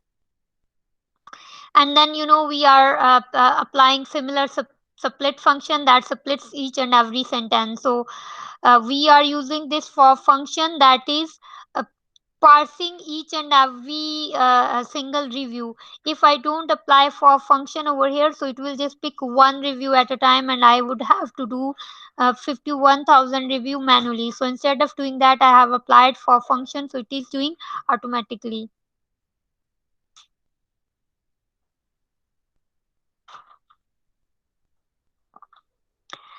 Next we have again another variable that is doc to vect df, and over here again I am applying uh, info model, it, that is inferring similar kind of what you can say vectors, and then putting them together. And then we have created we have created to converted those vectors to columns. Like I want to make let me write over here steps. So first I want to make the vectors, and I have given the size over here, like I want 5 vectors only, right? And I'm saying minimum count, like every document should have at least one word, right? Sometimes we create 20 documents and few of documents remain empty because the function could not find similar word for that. So for that document, so we have we have vector. We are creating vectors document, or we can, in layman terminologies, we are saying we are grouping similar word in one group, right? And the group called a vector, right? I'm letting you know what does mean by document over here, right? So let me read the question as well. The code is going to create two columns for reference columns, and then there are questions about what does document here refer to. Sorry, could not get tagged document functionality. Tagged. So basically, document is a variable where we are storing uh, this basically result of this line of code. So what this line of code is doing, it is tagging document. For example, I am saying we are going to with the function we are going to group different words. So for example, there are 5 groups, so 5 groups will be tagged. Like one group name is maybe vector 1,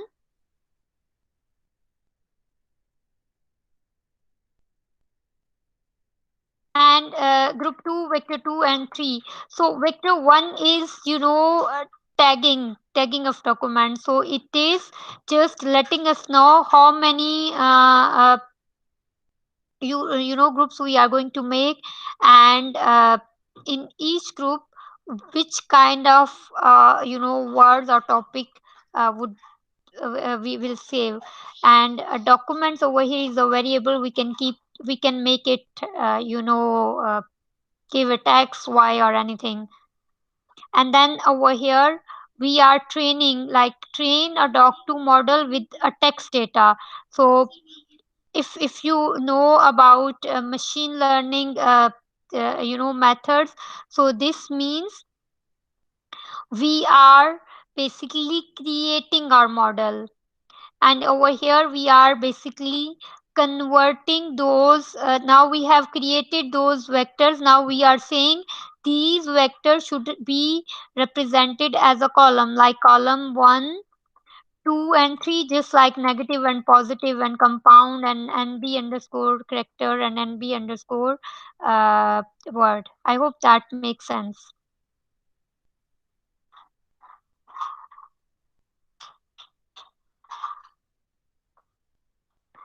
So I have written explanation over here.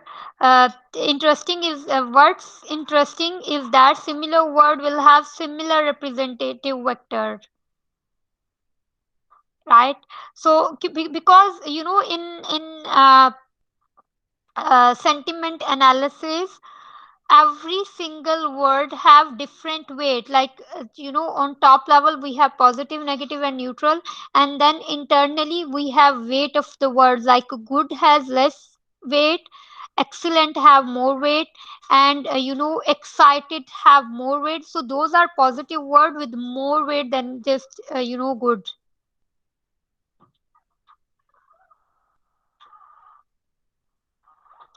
Again, this will take a little time. Meanwhile, if you have any question, you can ask as well.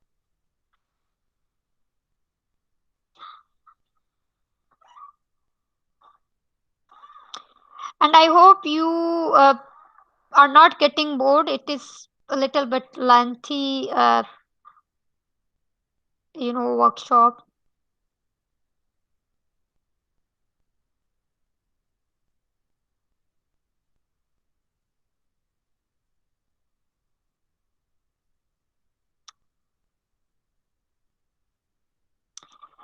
If my machine, you know, works in better manner, we might able to finish that in 10 to 15 more minutes.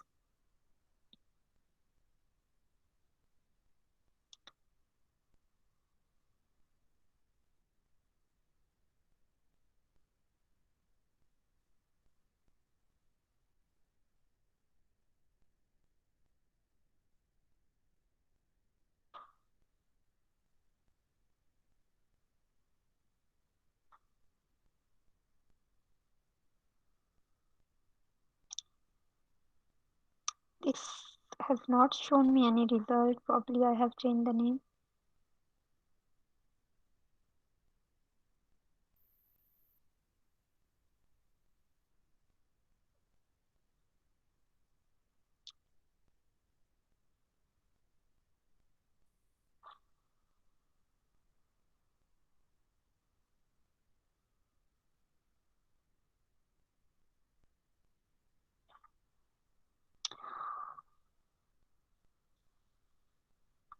Okay, let's move forward. We can check the result of this one later on as well. So let me put up once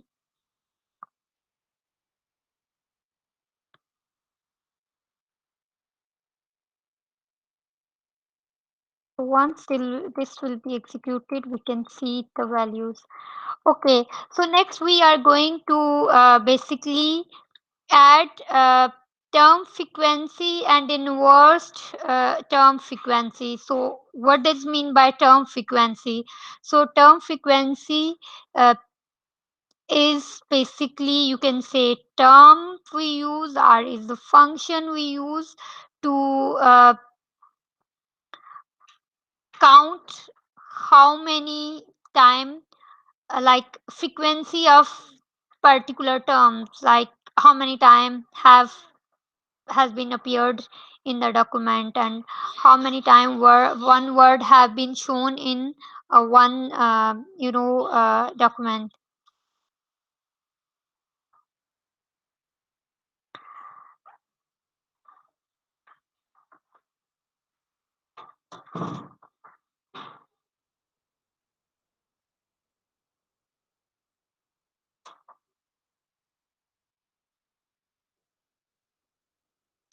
Right, so we have basically now let's run this one. So now we have, you see, now I have basically different vectors, doc2 vector 0, and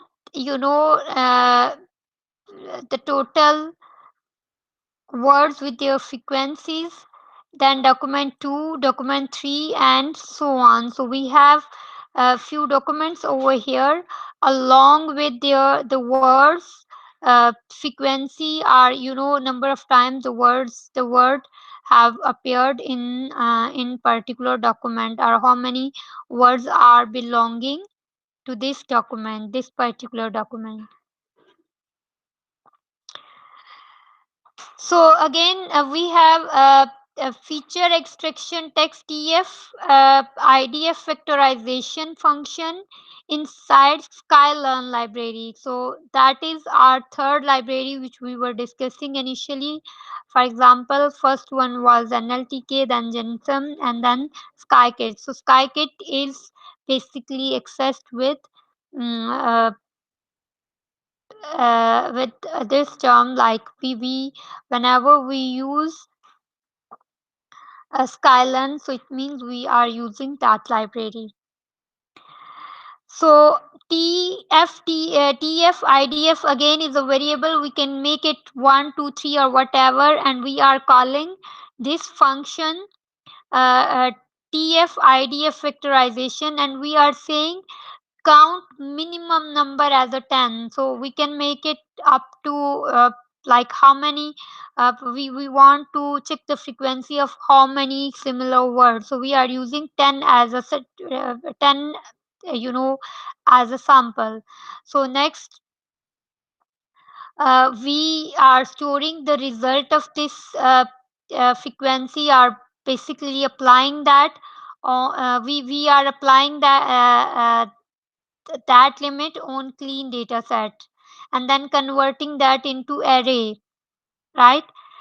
And after converting that into array, we will basically uh, convert this array to data frame. So converting data frame, we use pd.data frame whenever we want to convert some array to data frame, and then we are basically making column of those uh, uh, t- those term frequencies. So over here you can see we have word young, and my first line there is not any word used over here. So you can see basically every I have many column over here. Let me show you the column as well, but that could be possible only when I will execute this one. So just to conclude these lines, over here we are basically selecting different words and then figuring out how many times that word have been appeared over here. So word jet, how many times it has appeared in each sentence is shown in this column. Does that make sense, or you want me to explain that as well?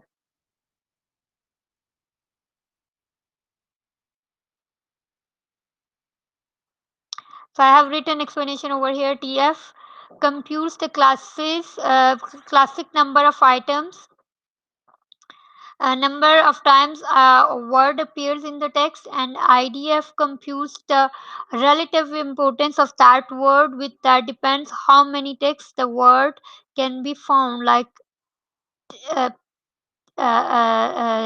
term frequency just count how many times one word have appeared in a whole text, and inverse term frequency basically tells the relativity, like in other sentences what is the relevance of this word with respect to other one. For example, we use sometime feedback on that, like five people have said fantastic, it means 5 out of 10 is good number, so we are counting like this count has shown their interest to this particular term.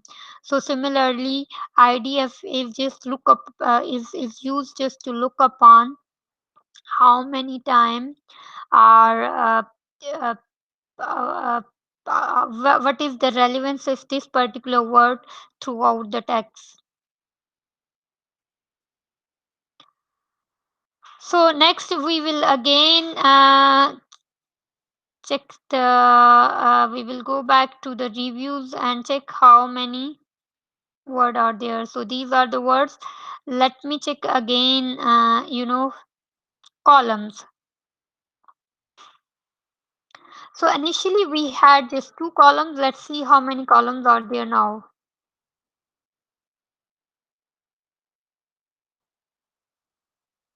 There are 3848 columns, right? Because it has added the frequency of each single word: yummy, zero, zigo, zone, zold, young, yogurt.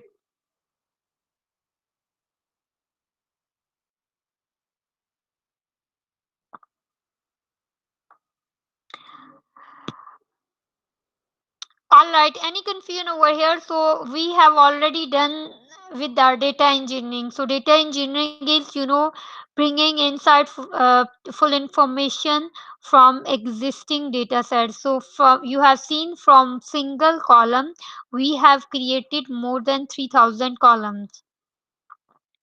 So it is the similar process that we do with our normal data sets as well. Okay, now we are just counting how many positive and how many negative reviews are there. So we use basically value underscore count function to check basically count of different unique values in column. So in is bad review we have 95% positive reviews and only around 5% negative reviews. Okay, so whenever we have textual information, word cloud plays very important role in you know uh, letting us know what are the word frequency over here. So you can say like just like calculating term frequency, we can draw word cloud as well. Most of you would also well aware about that, what does mean by it and why we draw that. So it just tell us how many time few words have appeared in the data set, so that we can have visual appearance of those words. So if you see, we have welcome, meaning bathroom, pillows, including everything nice, easy, appreciated, machines, rates, made.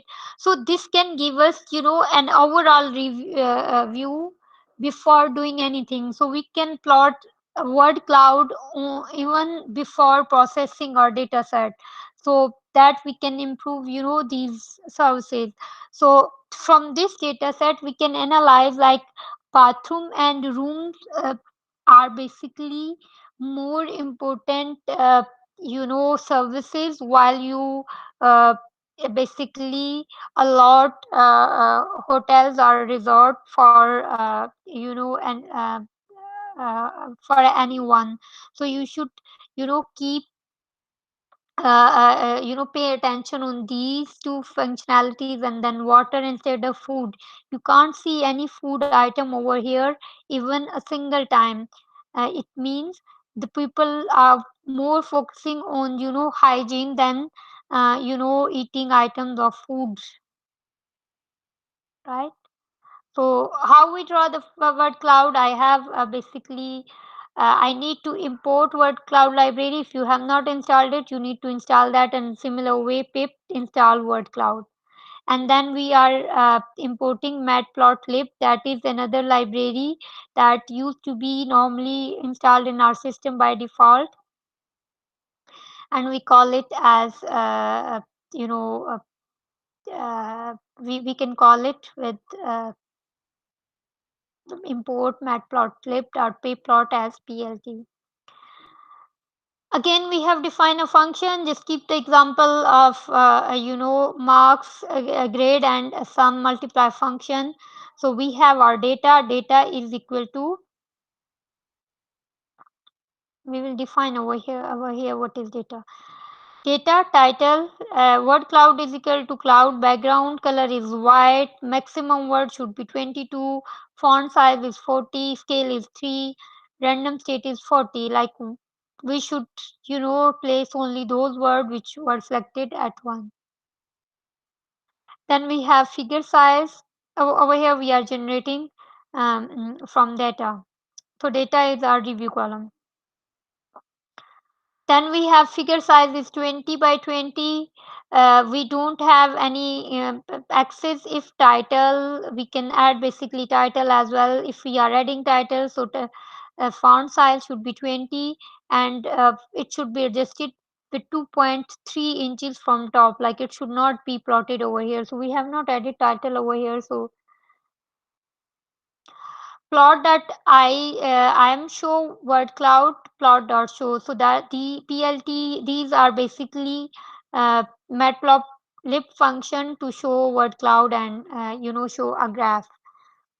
Over here we have called as that function show underscore word cloud, this function, and we have parse our data set. Over here you see over here we have data and title, so we can say review underscore this one, and we can add title over here as well, for example review.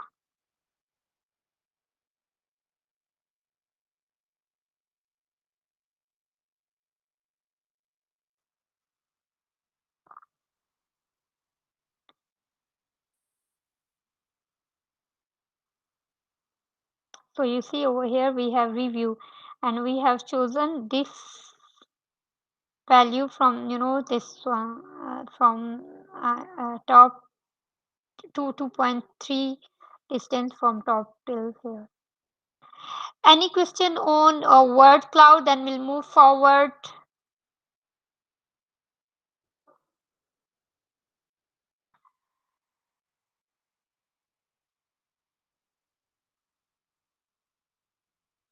How are we solving class imbalance problem in here? Basically, I haven't worked on class imbalancing problem over here, but we already have various methods to solve basically class problem. How to handle imbalanced data set. Uh, because if I include that, that could lead our session more, it will take a lot of time, so that's why I haven't touched upon that. But yeah, definitely whenever we create our model, we always keep that in mind. Our data set should be normally distributed. It shouldn't, the data set shouldn't be like imbalanced classes. Imbalanced classes can, predict false result, whether the accuracy is higher or not.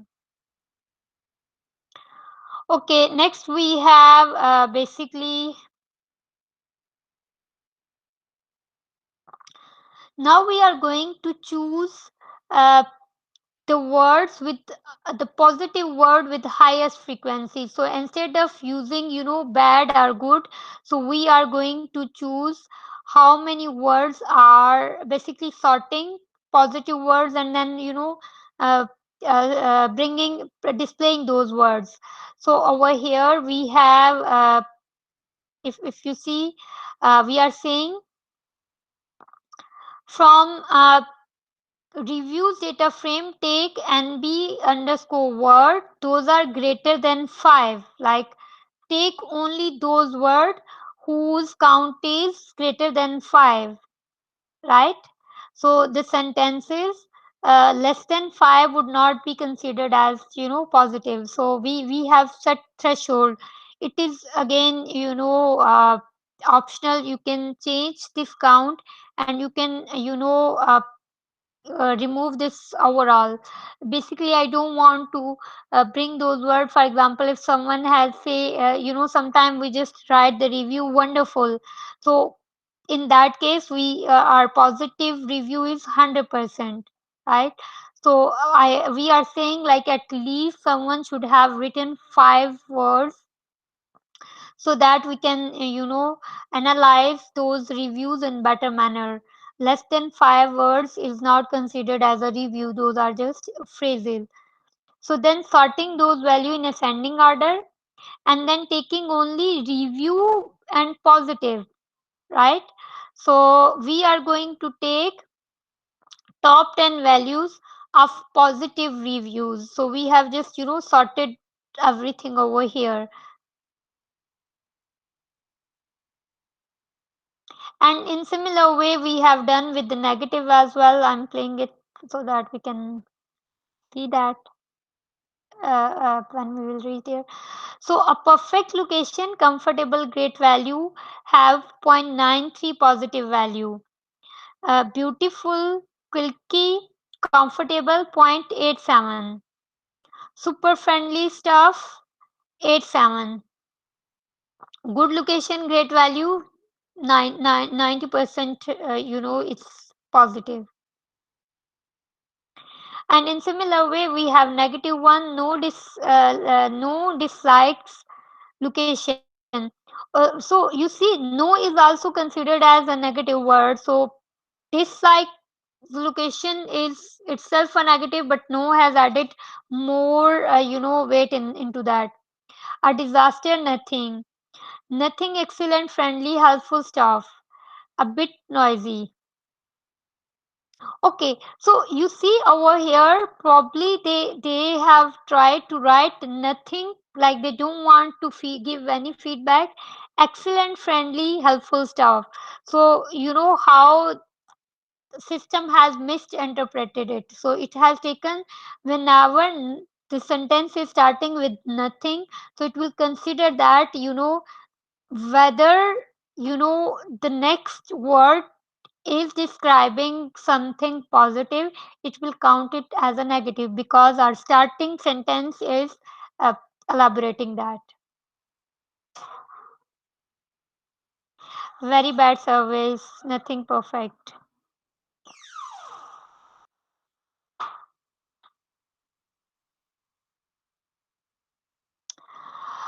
Okay, a good question. What is the significant threshold for positive value? Are we considering p value threshold for good or bad? So basically, you see, before using this sentiment intensity library, we used to use those threshold to have comparison. But now uh, our analyzer is automatically doing. So you see our analyzer is lying between -1 to 1. So basing upon the weight of those word, like how what is the weight of actual word, it spread that between -1 to 1. So -1 is extremely negative and +1 is very positive. So our actual compound sentence is dealing with that. Or if we say uh, point 1 positive, it means we are saying sentence is a little bit positive, right? And obviously we consider, like, if point 1 is positive and point 9 is negative, so it would be considered as a negative word.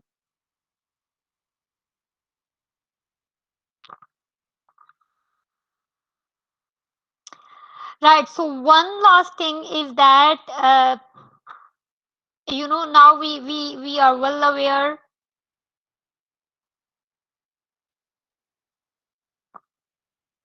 with positive and negative words as well.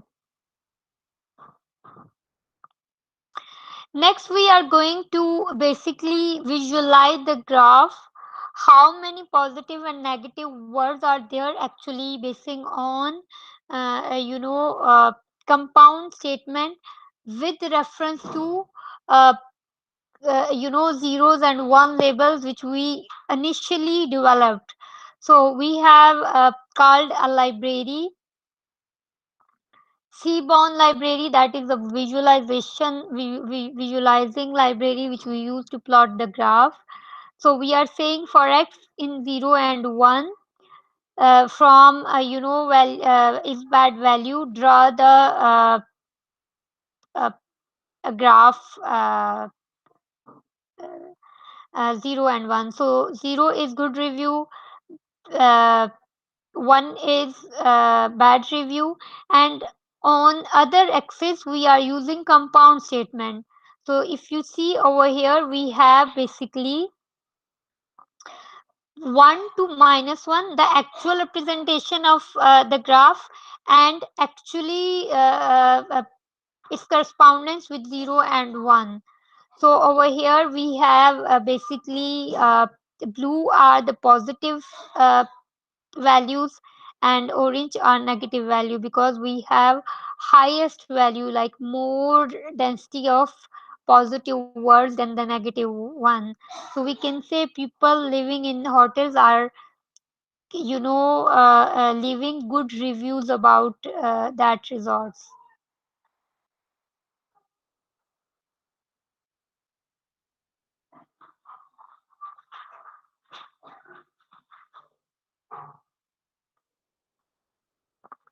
So now we are done with, we're now we have analyzed, we have plotted sentiment analysis, we have applied feature engineering, we have seen positive and negative words. Next stage is developing a model, so that in future we have similar kind of data, we don't go into this much hectic detail again and again. Why not build a model, and whenever we will have such data set in future, we can use it as a test data set, and our model will automatically detect whether the reviews are positive and negative, and what is actual uh, what is count of those positive and negative words. So for that we have a basic, we are going to develop a model. We have label is bad, and we have columns review and review clean. We are basically mixing up that column, and we are actually figuring out the features. So C for C in review dot columns, if C not in ignore column, right? So we have basically picked up the feature from the review and clean. But if there are other features, maybe in NB count, maybe in word TF IDF columns, count them as well, right? So we are calculating features from these two columns and any other column if there is any feature. So after defining over here, we are basically we are deciding which of the column we have, which is label, what features we are going to use. And over here we are calling basically library. We are going to apply random forest classifier, and we are going to split our data set into train and test. So whenever we build the model, we always have a few basically uh, uh, half part for training and maybe other part for testing. So this could be with different ratio like 50-50. This could be 70-30, 20-80, or whatever threshold we want. So we have X train, X test, Y train, and Y test. And what would be split rate? 20. So test would be 20 and train would be 80. So my training value will contain 80% of data,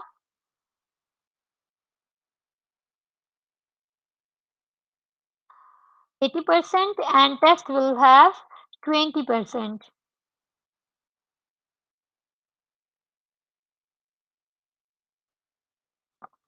right? Any confusion up till now? Like whenever we develop the model, whether it is NLP model, whether it is other machine learning model, we follow this method. And if you have any question on that, please feel free to ask. Yeah, Mr. M, can you hear me? Yes, please. I just wanted to ask a question. I mean, the question is regarding the graph. I mean, uh, the previous section that you were to say at this one. So this one actually is telling us on the x-axis that the review was from -1 to 1, right? Yes. And the y-axis is starting from 0 to any value that goes to until 2. So, I mean, just for my clarities, because I didn't join it in the start. So the values that we have in the data set, they are starting from the value 0 until 2. Is it like this? Like for the Yeah. review? So yes, yes. Basically, that is just uh, the actual density of those values. So actual we have values starting from if for example my compound values are nearby 0, it Bad means review, yeah. Okay. those are neutral one. And Mhm. if it is going towards 1, those are the positive one. And that these are basically actual value count. And over here we are just saying like how what is the frequency. So we have calculated density up till 2, right? Yeah, I actually got the answers because I was just looking in the for loop that you have used in the code. So starting from value 0 to 1, yeah, this is the one. So for x in 0 1. So what I was thinking that why is that we are not taking -1 to 1 is because we are, you know, taking the views from -1 until 1. So these are the two thresholds that we have. But then again in the line graph, it is already mentioned that the review, yeah, on the x-axis, yeah. So the x-axis is actually only telling us, yeah. Okay. Exactly. Yeah. And that is basically this compound is subset on that. So 1 and 0 and 1 is also this one, and -1 and 1 is also this one. So we are plotting x-axis is 0 1 and -1 and 0 1. So -1 and 0 1 is subset of the main value. So we have basically combined those two values. So So if the you see blue over here, blue line is actually telling us that the reviews that we had received from the customers, they were actually good. There were more customers that were satisfied. exactly. Yeah. Okay. Thank you. Iram, is Yes, it okay for me to ask a question? yes, please. You mentioned about the train and test data split. It could be a 70-30 split. Now, my question is, are we looking at equal representation of positive and negative reviews within the test and train data? Have you considered the possibility that your train and test split may not have the right kind of equal representation? For example, what if the train data contains more number of positive reviews? I mean, obviously, positive reviews are the dominant group here, but what if you have very few negative reviews in the train data and significantly a larger proportion of negative reviews in your test data? Then isn't that likely to skew your findings? Yeah, your question is right. Basically, that is leading to another the question we have already someone has asked. They, you are right. We have imbalanced classes. Uh, since our my focus was not dealing with missing value. You are very right. Like if we are doing this, we are bringing more dominant class, and that could be more predictable than the other one. So I couldn't basically add dealing with missing value or some bringing those technique over here due to time constraint.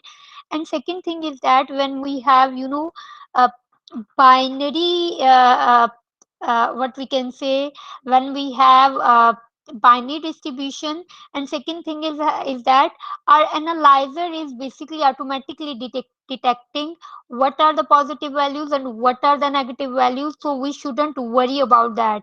Though my model wouldn't be 100% accurate, it will not test the values accurately going up to 90 plus percentage. But if I do bring those techniques over there, that could take a lot more time, like for dealing with missing values. Another topic of discussion, there are many different methods to do that. Undersampling, then dealing with undersampling method, then oversampling, and then balancing classes, and then making sure all class representatives are there. So something like that, those explanation also takes a little bit time. So that's why I couldn't involve them over here. But definitely you should do that. If you want, you should basically make the data set balance first and then apply only further classifiers on that. And most of the time for sentiment analysis, uh, in market, people they rely on the analyzer, because analyzer doesn't work on the count, it only works on the values itself. So if we are working on that, basically we are applying uh, classifier on those values, then we shouldn't worry about the classes. Thanks, Iram. You're welcome. And those 95 and 5 percentages are the classifier we have defined. That is not from the actual count of the basically sentiment analyzer. So if we count that, that count might be different one.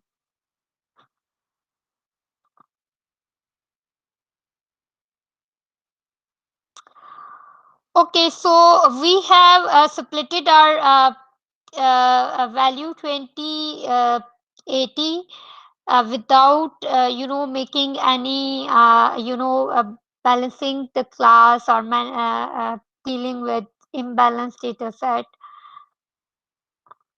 Next we are going to now for after testing and splitting, we apply the model. So to apply the model, I will again go back to the to function example. We will take one variable, that is rf, random forest classifier, this one, this function. We will assign that to rf variable, and then we will sorry, add parameters like an estimator is 100, like we are going to create 100 branches of tree, and random status for 42. So we can basically decrease it and increase it as well. So it's up to us how we use that. So if you know about random forest, so what random forest does is that it basically divide our classes into sub branches. We have root branch, and then we have internal root, and then we have leaf branch. So it will our data set will be divided into 100 different you can say parts, and then it will be executed. There will be 100 trees to execute our basically to implement model on the data set we are passing. And once we have defined that, we will fit that. So it is just like uh, assigning z, like we can say saying z is equal to sum of maybe 6 8, and then printing v.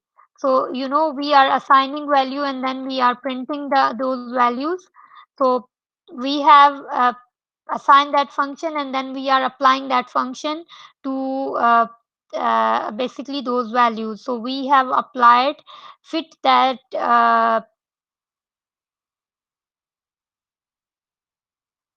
we have fit that model on X train and Y train. We have not applied test over here. Why? Because test will only uh, be checked when we will see the performance of our model.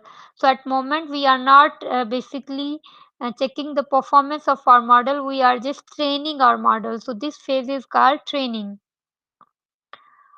Okay. So next we are going to basically check the important feature in our data set. So we have basically declared a variable feature underscore importance. Let me check if we have any question too.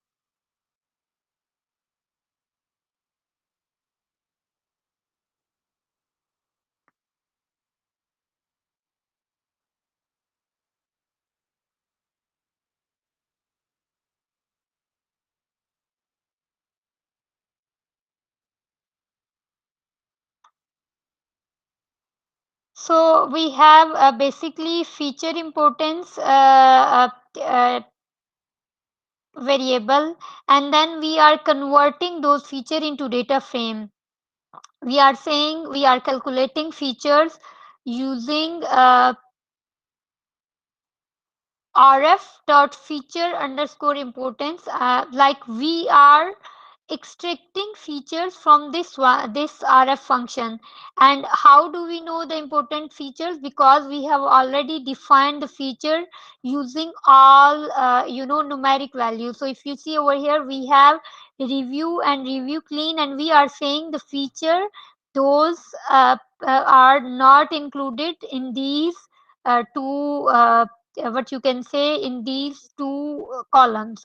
So now we are picking up highest functions, like how many, basically arranging those features according to their importance, or what are the words or what are the feature which this this model have picked up. So we have important feature including compound, that is again basically picked up from compound is the sorry, let me explain you again. So features are the columns which are important in our uh, in our data frame. So compound is first one, that is taken from polarity. Then we have positive function, negative function, positive negative column, a dark to vector 3 column. It might have important feature dark to vector second column, 0 column, 4 column, 1 column, and then a character column, a new column. And we might not have any word that above these 10 or 20 features we can't see any feature that includes reviews, right? So the case we were discussing over here, like our data set is imbalanced, so we can clearly say that we are not using review over here. We are basically using other features which have more importance. And with importance wise, we have basically check how many words or how many columns are there. Those are very important, like uh, nothing, dirty, bad, star, location, star, fold. These are also important feature with their actual value. Does that make sense?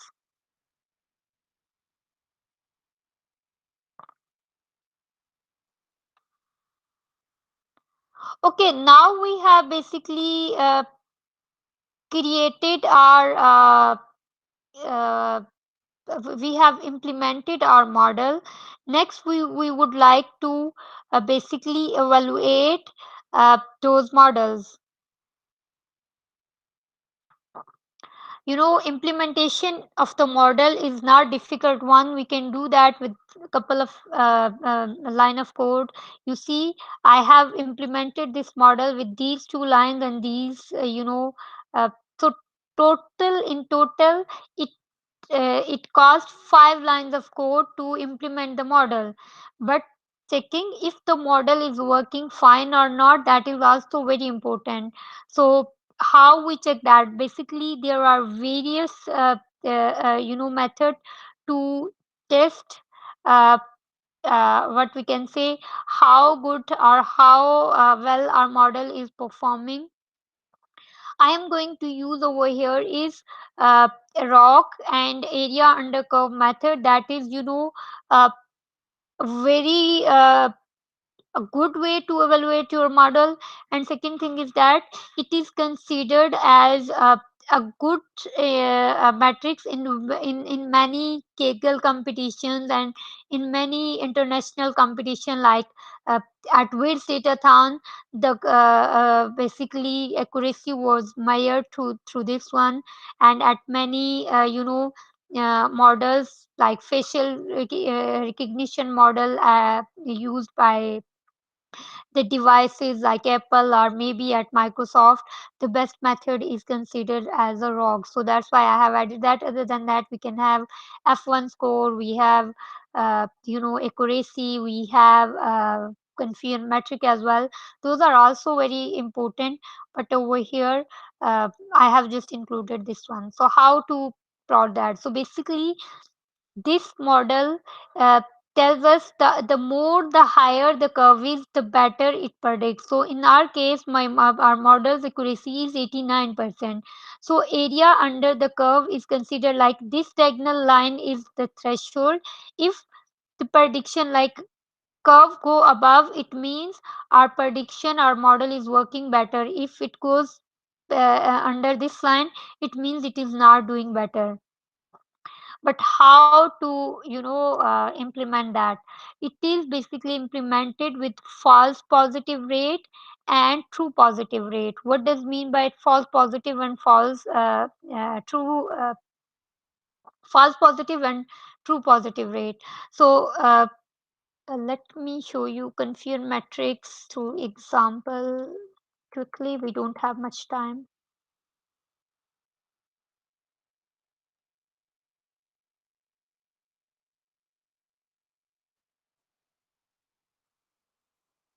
This one.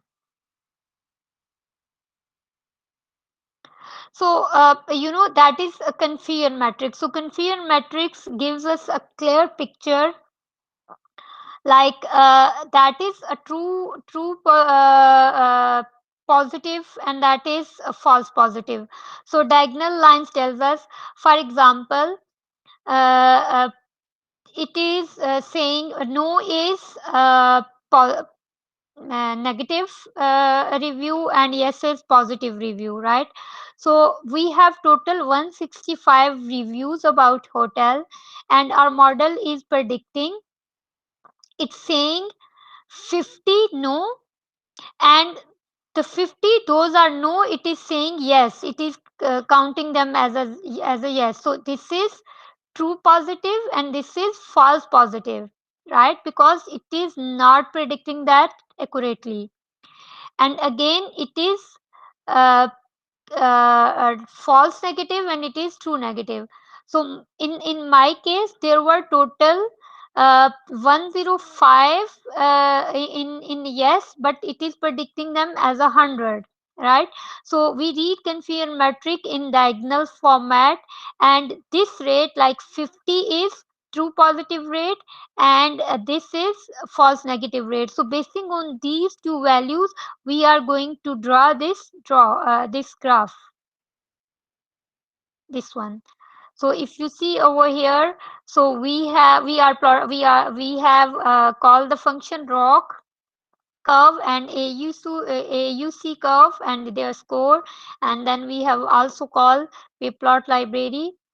So we are saying y underscore prediction is equal to x1 for x RF prediction probability of x test. So we are checking probability of uh, we are checking the probability prediction of x text, like feature of test value. We are not using we are not using x train over here.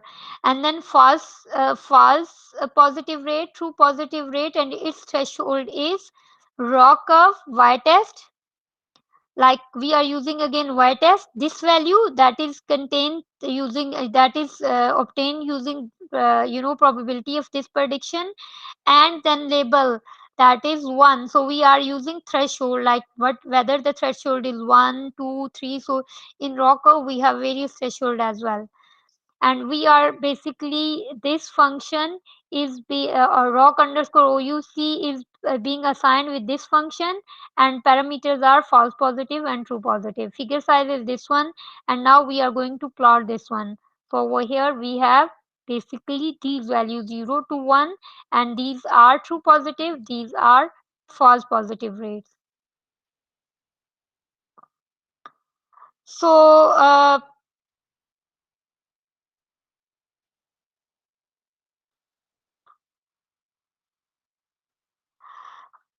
all right, so that's it for today's session. We have few. I have basically drafted this one just to highlight this area. So you can skip this one as well. It is not important. Thank you very much, Miss Iran. Thank you very much, and thank you for the participants. And I think that was very informative and very useful. Thank you very much, all. And please don't forget to register for attendance. And thank you, everyone. Thank you for joining us. All right. Thank you so much. If you have any question, I'm still over here for next 2 minutes. Thank you very much, Ms. Iram. You're welcome.